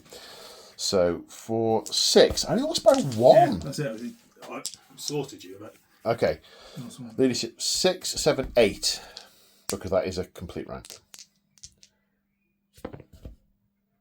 I passed. I give ground. What is wrong with you? Run away. What are you doing? Are you going to follow up? Yeah. Okay. Oh no. My leadership goes down by 1 because you caused terror. So my leadership should be 6, 7, 8, 7. But that's a 6. I lost by 1. That is a pass. Yeah, still passed. Silly goblins. Okay, Orcs and Goblins turn 4. And my magic has mostly now been switched off because I didn't intend him to ever get into combat. So that's the thing. So there's no magic to do, but I do have a stupidity test. They're using his leadership of 8. I could really do with one of those really low rolls that I had earlier. That's a pass. So, charges I have to declare, because I can't cast any more spells because I'm in combat. No rallying to do, so I must be on to charges. And look at that, he's on the other side of the thing. I can't get any shots on him. That is going to be so annoying. Right, charges. The Savage Orcs are going to charge the hold, and the Trolls are also going to charge them. Hold. So, the Savage Orcs, 5'9". Would you be so kind as to... Well, we didn't do this bit. Would you check me the distance? Oh, yeah, comfortably. Comfortably, okay. The Trolls, 9. Check the other corner, it's nearer. Yeah. Yes. Okay, so they're both in. They are too far away to charge anything. Ending up here at the end of charges. That'll be interesting, because I don't know how much you can do to all of them. You've got to split your attack. It's interesting. But now we've got to roll for Mr. Fanatic. And it is mathematically possible for him to kill a dragon. Or himself. 8 inches that away. So we end up here. And now we do remaining moves. I've got to measure to see how close I am with shooting to those over there. Whether if I stay still, I can get a reasonable amount of shot in. So some tape measuring required. Okay, so the squig herd has moved up, ready to pounce on whatever's left. The war machines have stayed entirely where they are, as war machines are wont to do. And the Savage Orc Arias have moved, not marched, because I could technically have got about 6 in range with volley fire, but now there's going to be more in range next turn, and I can attempt the Gaze of Gork, which I am going to now do. Of course, I think I have blocked them off from the bolt thrower, which is unfortunate. But Gaze of Gork goes off on 9+. That's a 9, plus 1 for my level, plus 1 for mob rule. So I get a total of 11. Not in the spell range, but I might as well try my Fated Dispel. So you need spell casting this turn, so you might as well. No. Okay, so the range of the Gaze of Gork is 5d6 inches. 12, 16, 22. We draw a line 22 inches from him. Whoever it touches gets hit by it. Okay, so... Did I get some? Yeah. Oh my god! I don't know quite how you draw the line there. Thin line. I can't sort of claim the tape measure's wide enough to get 2 guys. Right, just thinking with the ranks and things, I think you will probably get... 3? I would say 4, because the way it'll go through, you'll get 2 in the front rank and because of the angle. Okay. 2 in the front and 2 in the rear. Okay. 4 then. Thank you. Strength 5, AP -3. Yes, so it's going to be wounded on this toughness 3. 2s. Kills 4. Oh, that's going to kill 4. Then I have 5 shots with the Arias. Ballistic skill 4+, long range cover, needs 6s. 1 hit, strength 3, toughness 3, no. So killing 4, is that enough for a panic test? It is. Are they going to panic? Yes. Yeah. The re-roll for the... Battle Standard Bearer, yes. Still a panic. Because Gork has given the shaman the ability to project beams of coruscating energy from his eyes, burning massive holes through everything he looks at. How far do they run? Bye. Wow, well done, lads. Well done. So the Glade Guard are there falling to the Bretonian problem of being close to the board. Now, remaining shooting, I just sort of thought, I know what I'm going to do with this. I can see it, therefore I'm going to drop a giant rock on it. But it's inside the minimum range of a stone thrower. So, I'm not going to do that. But what isn't outside of the maximum range of the stone thrower are these guys. Of course, it's indirect, so I will almost certainly miss them, but may as well lob that rock. Or not, with, the chance of misfire. 3. That's worse. Yeah, we've launched a goblin. At the Wood Elves. If I just go pop him over there, somewhere dead in the forest, and I cannot shoot before the end of the next combat round. So I'll turn it back around next turn. It's going to be dead from Elf by that point. Okay. Right. So the next thing I need to just double check is the maximum range of a bolt thrower. I'm going to need the tape measure now because all 3 of these bolt throwers can see the Sisters of the Thorn. This one's out. It's 48 inches. So 2 bolts hidden on 5s. Can't shoot that lone horseman over there because arboreal darkness. Can't shoot the dragon because night goblins. 6s for the banner. Oh, windy. 6s. Yes, thank you. I had forgotten. 6. I'm due a hit. No. Doesn't matter. Right. So they've done. I'm happy with that. Launched a goblin, missed. Nothing to shoot at. I mean, he was going to shoot at those, but they've gone and killed them all. How inconsiderate is that? So we must be on to combat. Yes. And this is where it gets complicated. Let's do the easy one. I think this is the easy one. Yeah. I'm going to throw a net on you. Yes! Strength goes down by 1. Level 7, so hitting on 2s. Yeah, I can hit this time. 3s to wound. No. Strength 4. 4 down to 3 or 5 down to 4? 5 to 4. 5 to 4. 3s. It's not 5 to 4. It's 25 past 6. 3 at -1. 3 at -1. 3 dead goblins. And then the dragon. Yeah, he gets his serrated maw attack first. Serrated maw first. From which I will get a save. Hits. Doesn't wound. Again. Maybe he just bit his shield in half. Then these will also hit on 3s. His weapon skills 6. So 2s. My apologies. Strength of far more than me. So that's 4. Kills 4 more. Yeah. About the same as last term. Yeah, Let's see if we can plink another wound off him. Yeah, you're not going to have your ranks this time. Hey lads, come on!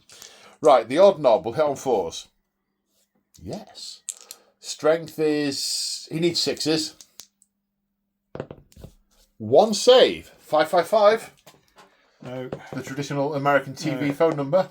No. Ha-ha! Go odd knob!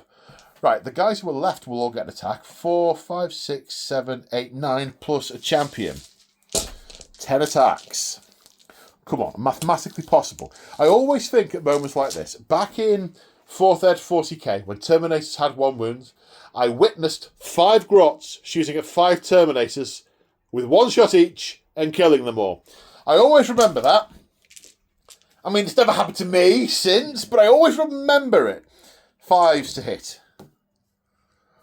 1, 2, 3. Still no longer mathematically possible. 6s. 1. 5, 5, 5. Yes. Okay, so I did a wound to you. I'm close order. I still technically outnumber you. I've got a banner. 1, 2, 3, 4, 5, 6, 7. So I got 4. I lost by 3. And my leadership goes down by 1 because you caused terror. And I don't have any ranks. So my leadership of 6 goes down to 5 and I've lost by 3. So I just need to roll 2 1s. It's not hard.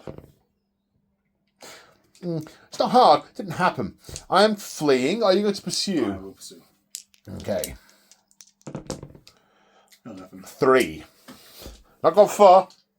And with them go my knob. Right, sorry, my odd knob. Yeah, that. So much mileage. This combat over here. Initiatives. Well, first off, I'm issuing you a challenge. I'm bellowing you a challenge with my war boss. I will. But who with? I've got 3. I could accept with the champion. If you refuse to accept it at all, I can just send any character I wish to the back. Yeah, I'll be accepting, but it's whether I accept with the champion. Champion. Or whether I want to accept with my battle Standard bearer. Oh, what's the elfy thing to do? I don't know why I said that. I want him to accept. Yeah, I'll accept with the battle standard bearer. That is What? the elfy thing to do. Really? Okay. I'm sure. Okay. He's the most noble, so he'll take on the challenge. Okay. Wow. That's the elfy thing to do. That's the elf. Wow. Okay. I mean, kudos. I mean, you're first with like everything. Well, that said, the war boss is initiative 5, so I've charged and I'm 8. Now a lot of stuff I'm debuffed by what you've got, but the extent to I'm debuffed, we're going to have to work this out. Yeah. We'll get back to you in a moment, folks. Okay, so we're going to break this down a little bit. Start a turn, fear test, because there's a fear-causing unit and you don't outnumber me. So fear test. Fine. Passed. Nice and easy. The Battle Standard Bearer has a Befuddlement of Mischiefs, which reduces the weapon skill and initiative of 1 unit in combat by 1. And that's going on these guys. So they're -1 initiative, -1 weapon skill, which also, of course, applies to the War Boss. Right, the initiative order. War Boss is going to be first on initiative 7. 5 natively, +3 for charging, -1 for Befuddlement of Mischiefs. 7. The Elves, the Eternal Guard, are initiative 4, +1 for Thrusting Spears, +1 for Elven Reflexes. 6. The Elf Noble has a great weapon, so he has strikes first and strikes last, so he goes on his regular initiative of 5. The Spellweaver is initiative 5. The Orcs on the charge are initiative 3, +3 for charging, 6, -1 for Befuddlement of Mischiefs, 5. And then the Trolls have great weapons and they charged. So first up is the Orc War Boss. His weapon skill is 6. Was it weapon skill and initiative for the Befuddlement? Yes. Okay, so my weapon skill is 5. What's yours? 6. 6. Okay, so I'm hitting you on 4s. That is unfortunate for me, because that means he gets to live. Strength is 6, so on a 2. Yes, I'll punch through your armour, but you will get the 6 up Earth and Oaken Ramparts save. 5 up, sorry. No. So he takes a wound. I gotta say, his no guts, no glory. Yeah. That's paid off for him. Right, now the remainder of the elves, how are you going to split them? Have you decided, or do you need to think? I'll split them literally as they are, so this lot will be attacking the orcs. And that lot will be attacking the trolls. Yeah. Okay. So 11 attacks into the orcs, hitting on 3s. Rerolling 1s for Aspect of the Hound. Aspect of the Hound, which is still there because I didn't kill the guy. Yeah. The Hound Hunt is definitely a thing, but that's a lot of 2s. Yeah. Maybe it was a Chihuahua. Yeah. Strength with the Thrusting Spears is 3. Still 3, yeah. So 5. This is the tricky bit. Not bad. 3. I made 3. -1. So that punches through my shields. My war paint of 6 makes 1. Now the key thing there is that is 2 from the front rank, so that's 2 frenzied guys who don't get to fight. Yeah. Right, and so the rest of the attacks is the trolls, yeah? Yes. Okay. So that's 9 attacks into the trolls at the weapon skill of 3. So 3's to hit. We roll 1s for the Aspect of the Hound. So that's 7 hits. 5's to wound again because toughness 4. 2. -1. Okay, so my armoured hide does kick in. I get saves of 6. No, and then regen saves of 5+. 1 pass, 1 fail. I take a wound, leaving me on 2, but you get combat res. We'll put that there for that. Okay. Oh no, I've picked up my initiative dice. That was a mistake. But now it's simultaneous, the orcs and your 2 characters. Yeah. So let's do your 2 characters? Yeah. So weapon skill of 6 onto... My general's weapon skill is now 5 because he's been befuddled. So 3s. Re-rolling 1s for aspect of the hound. Yep. No. There's been plenty of 2s. Aspect of the chihuahua. Strength 6 though, at least. So, Strength 6, yes, of course. Strength 6, toughness 5, so 3s. does wound. Okay, Minus ward, 2. ward save of 6+. No. Takes a wound, has 2 remaining. I think I was accidentally counting up there rather than down. Oh, that's the wrong page. Does he have 3 wounds? Yeah, 3 wounds. Has 1 remaining. Because he'd already taken 1. That's 1. 1 remaining. Okay, now the Spellweaver. Yeah. Is the Spellweaver into the trolls? Oh, I can't remember. No, because it's that bit on me. I just went... Right, okay. So Spellweaver into the orcs, which is simultaneous to this orc. Yeah. These orcs that die will fight back. So hit it, weapon skill 4, and your weapon skill 3 now, aren't you? Yeah, no, 2. 2. 3's either way. Yeah. 1. We roll for aspect of the hound. No. 1.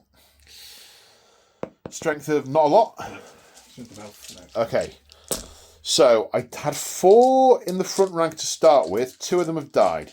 One's the champion. 1 guy who's frenzied. Well, they're all frenzied, but the others all have throwing spears who had more attacks to begin with. So 2 can do the thing, and then 3 more can do 1 thing. It's a thing. It's a thing. Weapon skill is currently 2, so hitting on... What was your weapon skill of the unit? Is it 4 or 5? 5, I think. I'll check there. So that was either hitting on 4s or 5s. It is weapon skill 5. Weapon skill 5. Okay, 1 hit. Strength of... 4, weapon skill 3. No, strength of 3. Weapon 3, are they? Winning on a 4, but re-rolling 1s for choppers. 1 at -1. So 6 up. Yes. Right, so they killed no one. That's all your attacks done, isn't it? It's all my attacks done. Now it's the trolls. Okay, 3 attacks each. Okay. Oh, and then vomit. Mustn't forget the vomit. Can't forget your vomit. Armor Bane 1, Close Order, Fear, Flammable, Magic Resistance, Regeneration, Stupidity. Weapon skill of 3, hitting on 4s. Is Armor Bane on the hit or the wound? It's the wound, isn't it? Yeah. Well, my strength's 7. Yeah, so 2s. 2s. So 5 at -2. So 5 ward saves.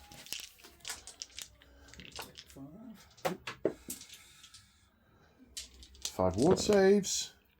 2. You make 2, so that's kills 3. And then I hit you with vomit 3 times, which is strength 3, AP -2, so 4s. So 2 more ward saves. No. Kills another 2. That could be the swing. Yeah, because that's taking a rank out as well. And a rank. Oh, it's time for maths. Right. I did 5 wounds to you, plus the 1 on your battle standard bearer. So that's 6. I've got a rank from the trolls. 7. The trolls are close order. 7. Close order. I've got a banner in the Savage Orcs. 18, 19, 20, 21, 22, 23, 24. I outnumber you. I nearly said 25 then. That wouldn't have been good maths. Banner, rank, close order, outnumber. Yes. So I get a total of that many. You did 2 wounds to the Savage Orcs, plus 1 to the General. Yeah. You've got a battle standard bearer, a standard bearer, a war banner. You're close order. I'm not sure I am. Are you open order? I might be open order. No, I am close order. I thought that, similar to Beastmen, the tanky unit is open. It's close, and the skirmishy units are open. Yeah. I can't think of anything else you've got. So 3 for the banners, a rank. 3 for the banners, a rank. We didn't count your rank. Yeah. So that is right. So 3, 6, 8.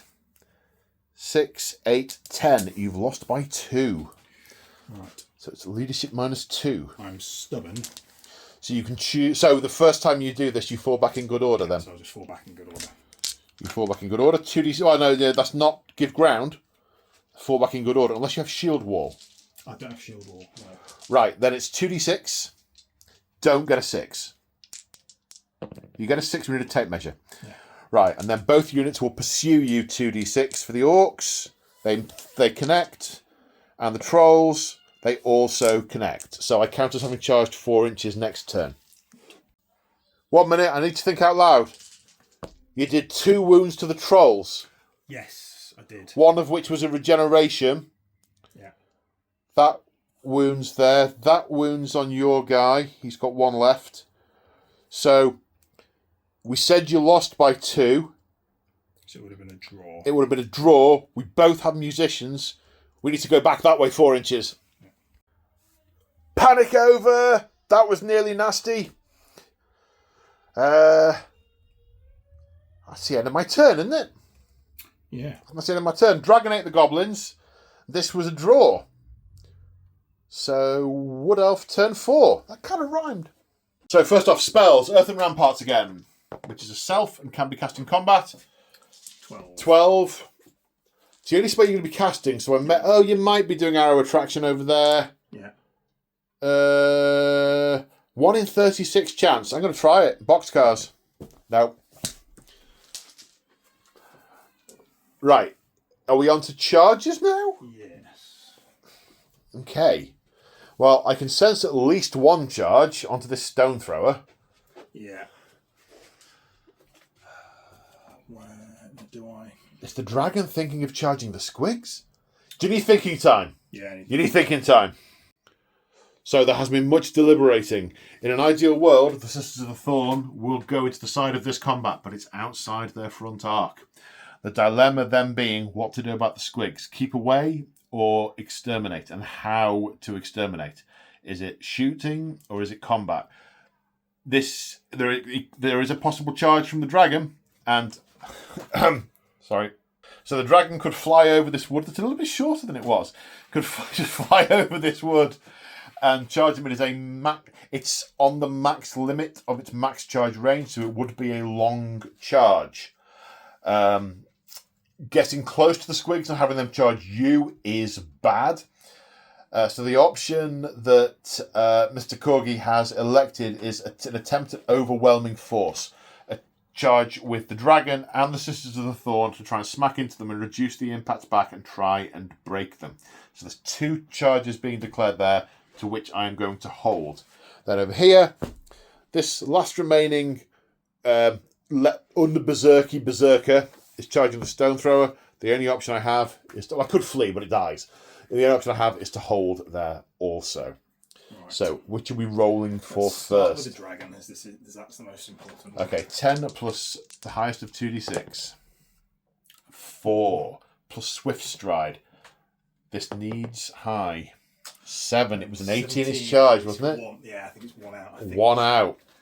So you move. It's going to be 1 out. You move 4 inches forward, I think. Yeah. It's going to be out. Yeah. 4 inches forward, the highest of the. Oh no, was that your Swift Stride dice? No, it was a 4. It was 4 inches towards the squigs. 4 inches there. Which might have left you exposed to my bolt throwers. Yeah. Then the Sisters of the Thorn. 9 plus 5 is 14 plus Swift Stride. 14 should be enough to be in. Yeah, they're in. Okay, so they're going to make it. Then this guy over here. 15. He makes it also. And the Squigs and Sisters end up here. That could hurt. Then compulsory moves. What's the Fanatic do? I mean, this would just be the icing on the cake for you, wouldn't it? Yeah. No. Nope, dead. It's a double. And he's gone. And that's actually it for movement. He's ended up here. He's bimbled there. They're in combat. They're in combat. The Glade Guard over here still electing not to move. So I don't think there's any shooting, is there? No shooting. So we're straight on to combat. Which combat are we going to start with? Start with the Wild Rider. Okay. No frenzy. He's still at 3 attacks. Is it the champion? It's the champion. Did the champion not get killed? Not in that unit. He did in the one that was... Ah, right. Okay. So we'll get 3 attacks. Oh, hang on. Scared. I think. I might not be, actually. Everything hits. Yep. Strength 5 on the charge. 5, yeah. 2s. Kills 2 crew, which is enough to wipe the unit. Restrain or overrun? I might as well overrun. Okay. Ending up here. So now we come to this combat. The Sisters of the Thorn are very much first. Weapon skill 4. Weapon skill 4 of the Squigs. So you're hitting on 4s. 3. And then the Sisters are strength 3. Toughness 4. 3. Later 4 again. 2. 2. No That AP. kills 2 Squigs from the fighting rank. The horses. Sisters are 3. Weapon skill 3. So hitting on 4s. We'll... Food it. And then strength 4, so winning on 3. Of course, the stags, of course. Yeah. So it's 1 more. Okay, 1 more. So how many do we have in the front rank? We've got 7 in the front rank. These count as infantry, believe it or not. So the front rank, 3 died. 1, 2, 3, 4 get their full attacks. And then supporting attacks from everyone else. 1, 2, 3, 4, 5, 6, 7. So 4 2 attacks each. 7 1 attack each. 4 at 2 attacks each is 8. And then 7 at 1 attack each is 7. Yeah, not going to be a good day to be in. Weapon skill 4. Winning on 4, hitting on 4s. Yeah. That's a lot of misses. That's a lot of misses. But they are strength 5. Toughness 3. 2s. -1 naturally, and then armor bane on that one. So 5 at -1, 1 at -2. 4 up. So 6. No, I'll do it all together then because it's just a 4 up ward. Ah, right, They don't have okay. any armor, but they do have a 4 up ward. Oof. You lose 1. Just the 1. No, I think that's champion. Okay, now I have the Squig Herders. They attack in... So technically, these are individual models. So 1, 2, 3, 4 of them would have been in the 3rd rank. They are armed with thrusting spears. Right. So 4 of them will get to fight. Technically, it's 8 minis. But, yeah, that's just where we need to be a little bit thingy about the what's it. A bit thingy about the what's it. Worth being thinking about what's it. I saw your comments on my last video. I'm not sure exactly which point you were referring to, but you said did the thing with the what's it and the something or other, and I think you were parodying me, which is fair. It's fair. These are weapon skill 2. Sorry, I was just looking to see if they were afraid of you, but the whole unit isn't. So 5s. Strength with the thrusting spear is going to be 3, so 4s. 2 more saves is 4 plus. Oof, not bad. Not bad. Wow. You're done all right. You think you've won this. I think you are actually going to wipe the unit out. Yeah. Okay. So you did 3 damage to me. Yeah. You got a banner. Yeah. I did 2 damage to you. I've got a rank, but I'm a skirmish unit, so it makes no difference. So you won by 2. My leadership is 6. That's an actual pass. Oh. Goodness me. That's swung one way. That's a thing. Okay, let's nudge these in. Got very lucky with my ward saves. And I got very lucky with that. Well, had I failed that, Squigs Gone Wild would have come into effect. And you would have taken every unit, friend or foe, within 2d6 inches of them, which would have been all of these, potentially, would have taken D3 strength 5 hits, plus 1 for every additional 5. So D3 plus 2 strength 5 hits. That could have been... Yeah, but no. I passed. I give ground. We shuffle 2 inches along, assuming you're following up. Or not. Yes, because if I don't follow up, you just charge me next turn. It's your turn next. I will, yes. Yeah, yes, this is true. Okay, so we come to this combat. Now, all the initiative shenanigans are different. The Befuddlement of Mischiefs is still active, so I'm losing 1 weapon skill and 1 initiative from this unit still, and that could make all the difference. In fact, it means that what would have been a simultaneous combat here is me going second. First off, though, fear, because you do not outnumber me. Fine. 7. Okay, that is a pass. So first, on initiative 5, is your Battle Standard Bearer. You're still in a challenge with the War Boss. They're both on 1 wound each. You can't fluff this up. Yeah, do not fluff it. Do not fluff this up. Right, so 3s, rerolling 1s. 2 again. Okay, so strength is 6. Yeah. 2s. Yeah. Okay, I need 2 6s. Come on, boxcars. This is my general. Come on, boxcars. No, he's dead. With overkill. That means I'm not going to get to your banner. And that's a crucial part of the victory, because that's also a Battle Standard Bearer and a War Banner. That's a big swing. Yeah. And it would have turned off the Befuddlement of Mischiefs before the boys got to fight, and all sorts. Yeah. All sorts. Okay, so now it's my Woobot. Oh, he's dead. Yeah. It's the remaining elves. Right, so let's break it this way again. So It was 11 attacks last time into here. yeah. So it would be the same again, I assume. Yes. Oh no, one of them died. So it would be 10 attacks. I don't know, because I took them from there. So it's still the same, isn't it? So it's still 6, 7, 8, 9. Yeah. Have I done that? No, that guy as well. That guy as well, yeah. 10. But 11 minus 2 is not...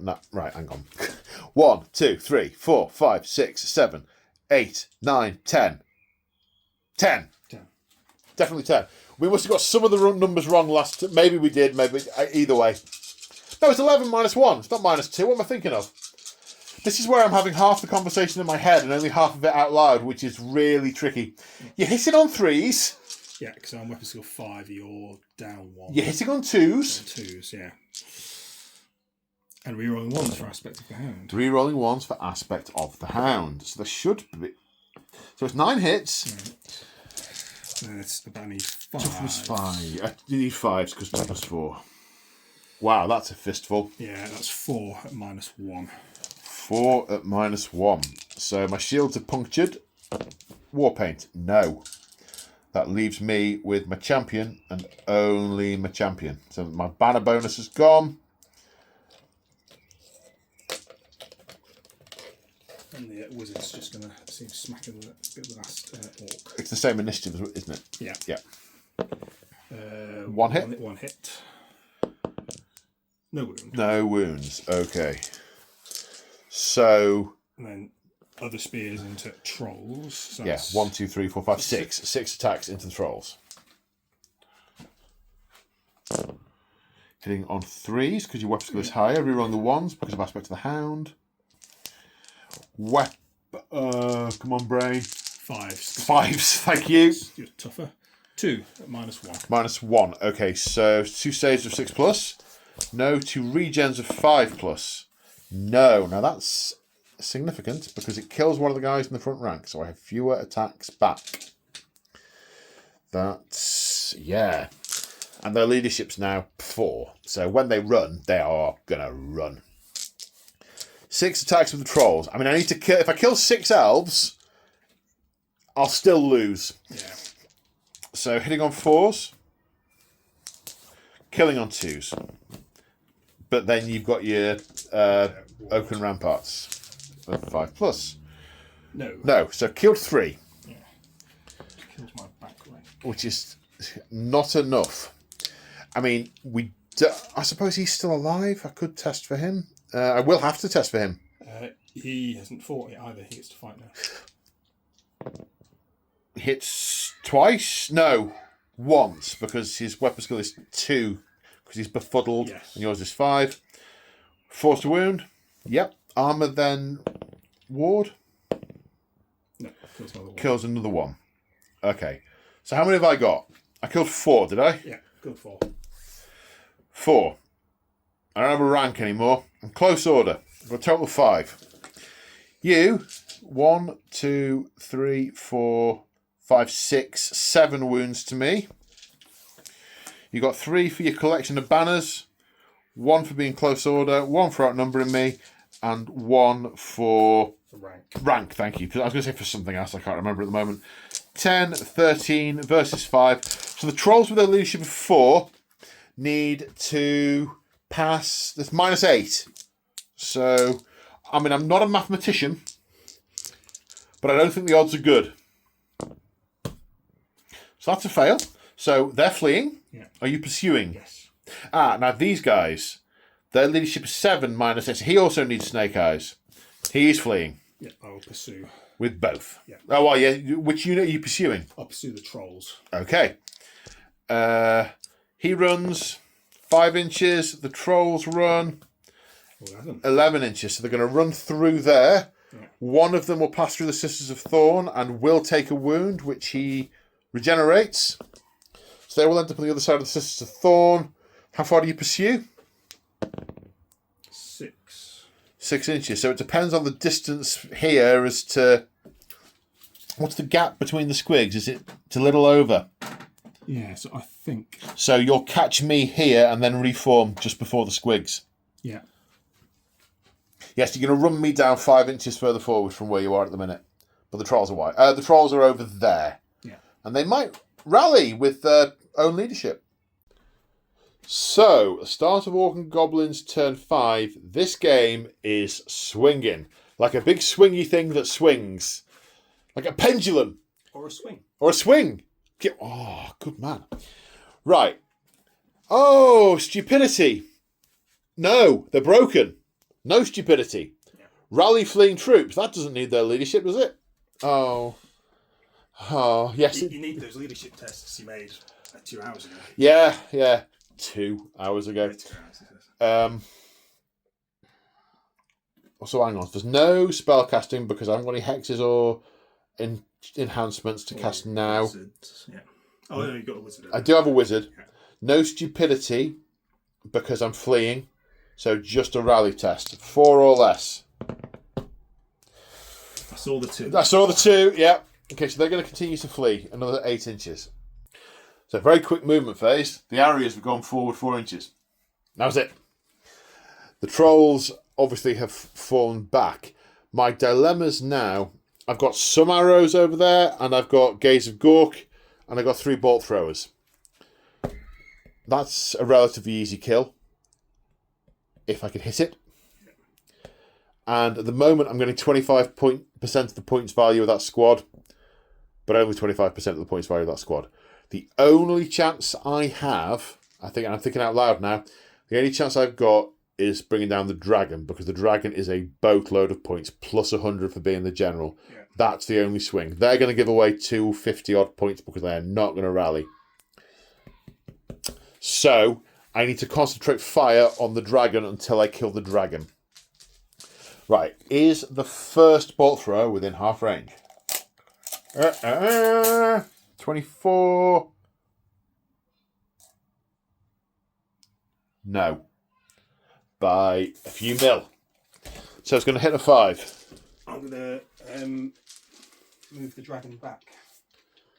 Because he has evasive. Evasive? Okay. Dragon's moving back D6 inches. Yeah. Is it D6? I think it's D6. I'm not quite sure. Does it say which direct? Is there a restriction on what direction you can move it? Right, so it once per turn when a unit with this military rule, special rule, scares a target and shoots a face, that unit may fall back in good order, fleeing directly away from the enemy shooting at it.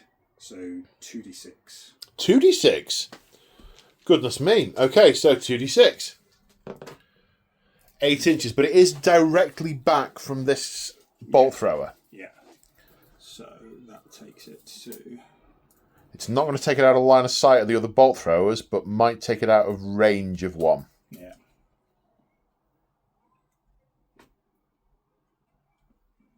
In fact, will almost certainly take it out of range of one. Doesn't affect this shot. This shot will still hit on a 5+. No. Then the next bolt thrower will also hit on a 5+. No. Then that bolt thrower, I checked the line of sight earlier, will hit that one on a 5+. No. Oh, denied. Right, let's try the Gaze of Gork again. 11, 12, 13. Ha ha ha! You might unbind it with a... dispel it with a 6. Close, 5. But let's see how far I get with 5d6 inches. Not very far. Not far enough. 20 inches. I don't think I can reach out and touch the Eternal Guard with 20 inches. Oh, gee. It's from him. It is from him. You touch one. One of them. Okay. On a 2. Yeah. Ward save or die. Die. Splendid. Then I got 5 shots with the Arias, hitting on not that. Oh, you bolt throwers have sucked. You've done your thing. You've done your thing. You're not got a thing to do. It's just this combat. Yeah. No, I passed, didn't I? So it's an ongoing combat. What's your initiative without the bonuses? It's going to be elf, so it's going to be 4 or 5. 4. Right, what's my initiative of a squig? Right, now we come to this combat over here. The initiative of the elves in an ongoing combat is 4. The cave squigs are also 4. So this is simultaneous. And so the horses as well, the stags. Yeah. So the horses, the elves. 4s. 4 hits. Strength of 3. Yeah. So 3. Yeah. 4s again. 4s again. 2. So that does indeed kill 2 of the squigs. However, 2 attacks each from the front rank and 1 attack from the second rank. Weapon skill 4, hitting on 4s. More hopes you're not as lucky this time. Yeah.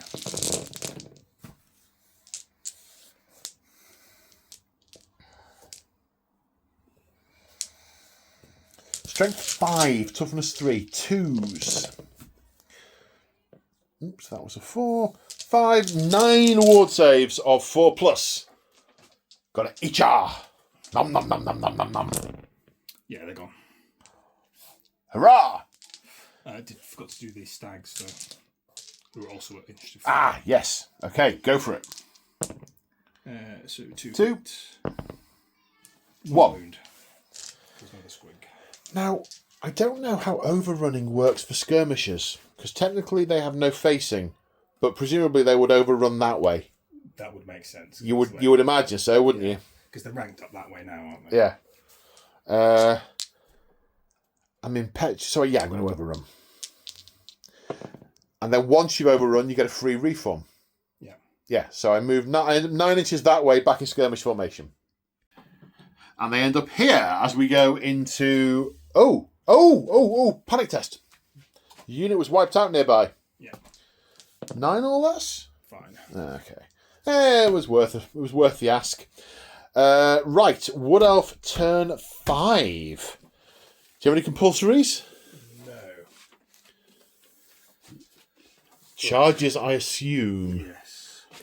So, what happens if I charge a fleeing unit? I have to declare flee as my charge reaction, and you have swift strike. There's every chance you'll catch them. Right, so he'll charge the trolls. I have to declare flee. He will charge the squig. I have to hold. Do I want to charge here as well? I wouldn't. No. Well, but yeah, I don't know. His wound counter's disappeared. He's only got 4 wounds left. Yeah. So the squigs could, in theory, do him some damage if you kill a lot of them. But you don't get a lot of your bonuses when you charge. But then squigs running wild. I do not know. I'll leave you with that. They're going to get attacked. Well, ideally, he's going to make this charge. I mean, he's likely to this time, isn't he? Because he's got 10 plus. He's more likely to, yeah. I mean, or you could fly over and breathe on him. Yeah, I thought about that last time. It's only strength 2. They're toughness 3. So 5s. It's another round of combat you're not in with the squigs if you don't want to be in with the squigs. And then when you are in with the squigs, it's fewer squigs. Yeah. But you will be charged by the squigs. The squigs will be going first, probably. But maybe not because you're an elf. So, If I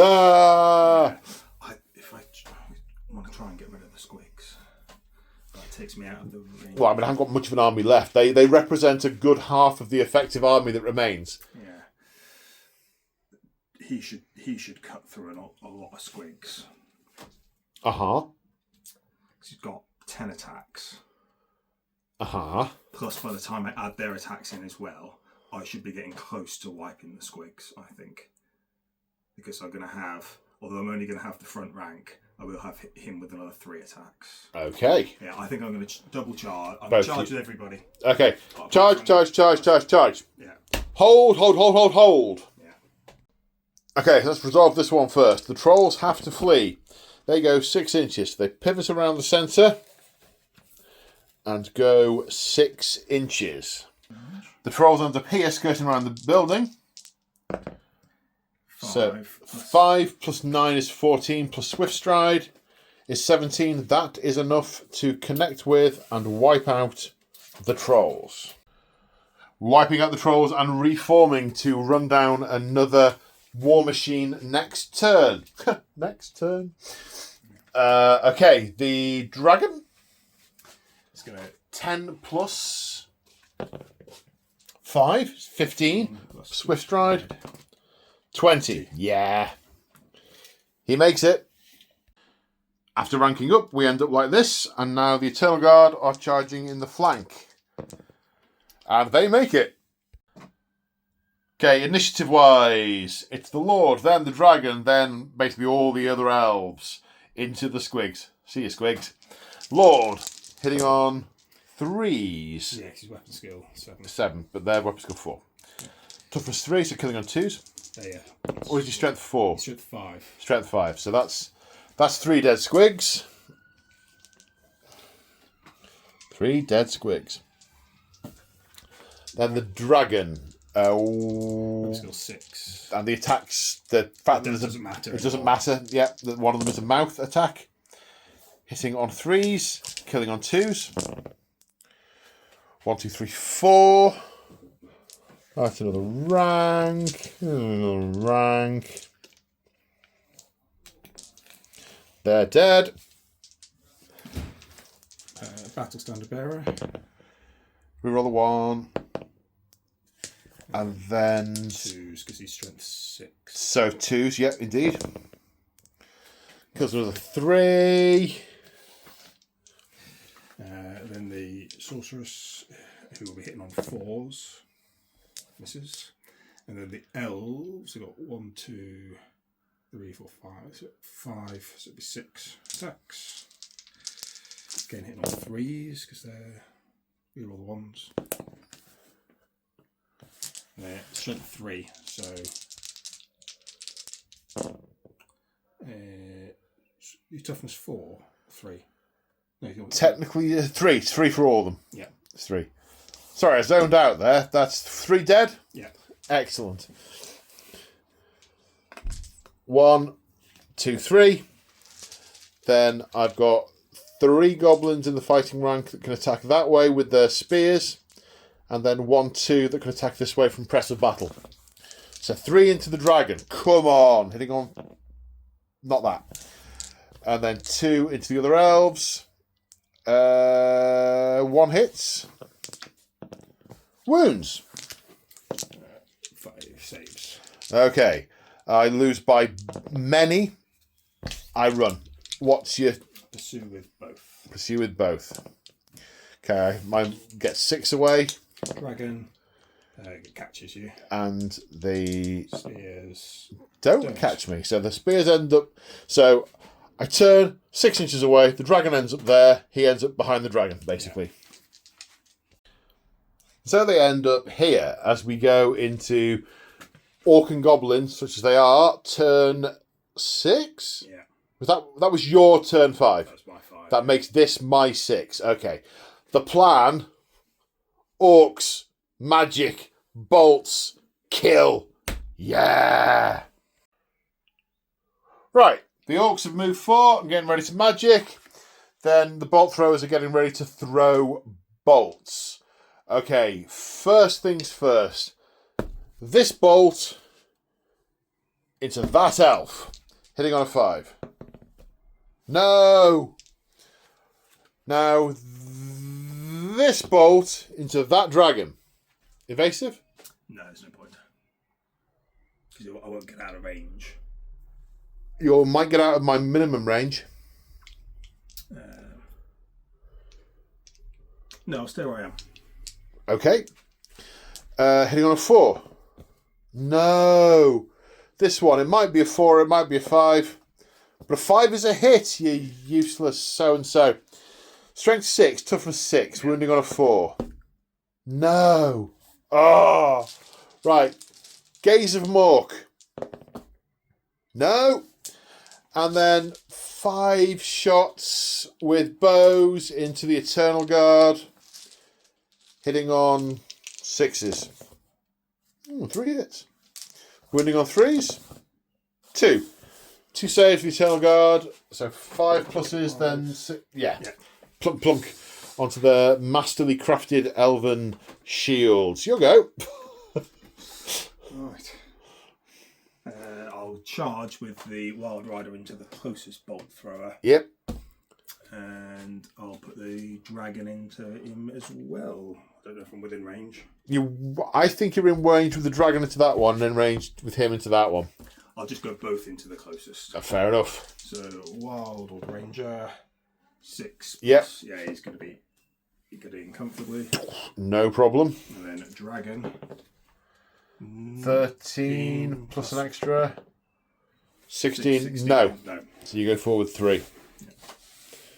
You go forward 3. Right, what are they doing? Nothing. Yeah, done. Okay. Right, your attack's here. So, not frenzied. So 3. So, hitting on... What's 5? 2 then. 2s.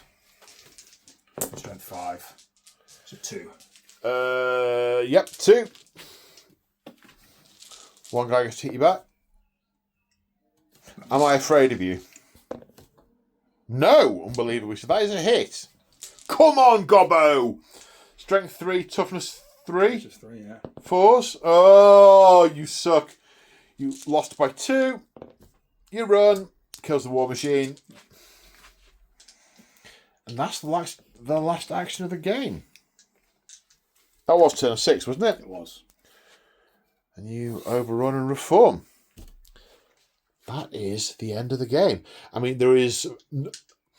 It doesn't come down to points. No. You've got a 500 point blob there. You've got like a 400, 600 point blob there. You've got half the points of the Wood Elves on the table, and I've got 90 plus about 300 there. Yeah. It's most emphatically a Wood Elf victory. But that was a great game. That swung a couple of times. There were some real moments where the itchy nuisance, the berserkers into the side, that was beautiful. But then he came back and he's just cut a swathe through. He's killed bolt throwers and trolls and goblins, just riding like a maniac, like something out of Lord of the Rings. Yeah. The dragon being nimble and staying out of the way of the shots, having butchered a giant. These guys nearly being overwhelmed by the press of trolls and orcs, then beheading the orc general and the army crumbling. Yeah. These guys running off to try and get a rotisserie seagull and missing out the majority of the game. The gaze of Gork. Although they did take The, out the gaze of Gork just skewering those. They definitely needed a latrine stop after that. What are your thoughts, sir? Yeah, that was really good. I really enjoyed that game. There was luck back and forth, and there were lots of bits where it could have gone one way or the other. But actually, it's probably the first Old World game where I planned things, and some of those things came out. Some of those things happened. Yeah, me too. I planned things here with the Fanatics and the Itchy Nuisance and stuff, and some of those happened. Yeah. It is definitely a game of tactics, and I don't mean tactics around manipulating the rules to get a janky result. I mean planning your battle plan as the general and seeing it play out. Their sort of lure over here and then hiding, perfect. Their relocation, I mean, those guys were neutralised the whole game. Not that they did a huge amount anyway. The Giant still in 3 games, hasn't managed to swing an attack yet. He's been brutally murdered before he's even had the chance. Yeah, I mean, I had to come for you in the middle. My war machines were dreadful. I mean, you don't expect much from them, but I killed 2 elves. Yeah, that was it. You could have gone the other way and done a lot of damage with them. But yeah, they were shocking. But you know, great fun with the goblins. And the dragon did some damage to that dragon, got it more than half down. Yeah. Got it more than half down. And see these bolts, they're wound on 4's 2 damage. So they would, if they managed to hit the thing, they'd potentially have done some serious pain to it. But yeah, they just had the worst targets as well. What they wanted they could have been good shooting through 3 ranks of these. Yeah. Or into the dragon. I tried to space them out a little bit because I didn't want to cluster them in one place just to kill them and then have you deploy everything else to counter that. I wanted them to have a few options, but I did not foresee the refused flank relocation over here. That took me by surprise, and these were out of position for the whole game. It didn't matter. Anything they shot at, they missed. So it hasn't actually made any difference. But it did mean that you were able to lure me off the table with that unit of Savage Orcs, the areas, and that could have made a difference if they were more involved in the fight. Yeah. The Boar Boys the counter-charging and then getting wiped. But, you know, a general and a unit of Wild Riders. Oh, the general was on a dragon. Yeah. So, yeah. My battle plan went more or less as I intended, other than my lads all died. But that was down to the dice. Yeah. Yes. It's down to Gork and or Muck. Oh. Well, fantastic game. Thank you, Mr. Corgi, once again for coming down and throwing dice with me. It's a pleasure as always. Shout out to my channel members and my Patreons. You guys are awesome. Thank you for your ongoing support. If you want to support me, check out the description of the video, the description of this video. There's a list of ways in there to do that, including channel subscriptions. You get access to our hobby Discord, which is full of chilled, like-minded people. Well, I don't know if they're like-minded. They're like my mind. And level 2 channel members get access to battle reports when they are made rather than when they are scheduled up. So there's every chance that as you're watching this, there are more battle reports available for members only. I think that's all the shout-outs. Thank you once again for coming down, and thank you at home for watching. On that note, say bye, Wolf Corgi. Bye, Wolf Corgi. Bye!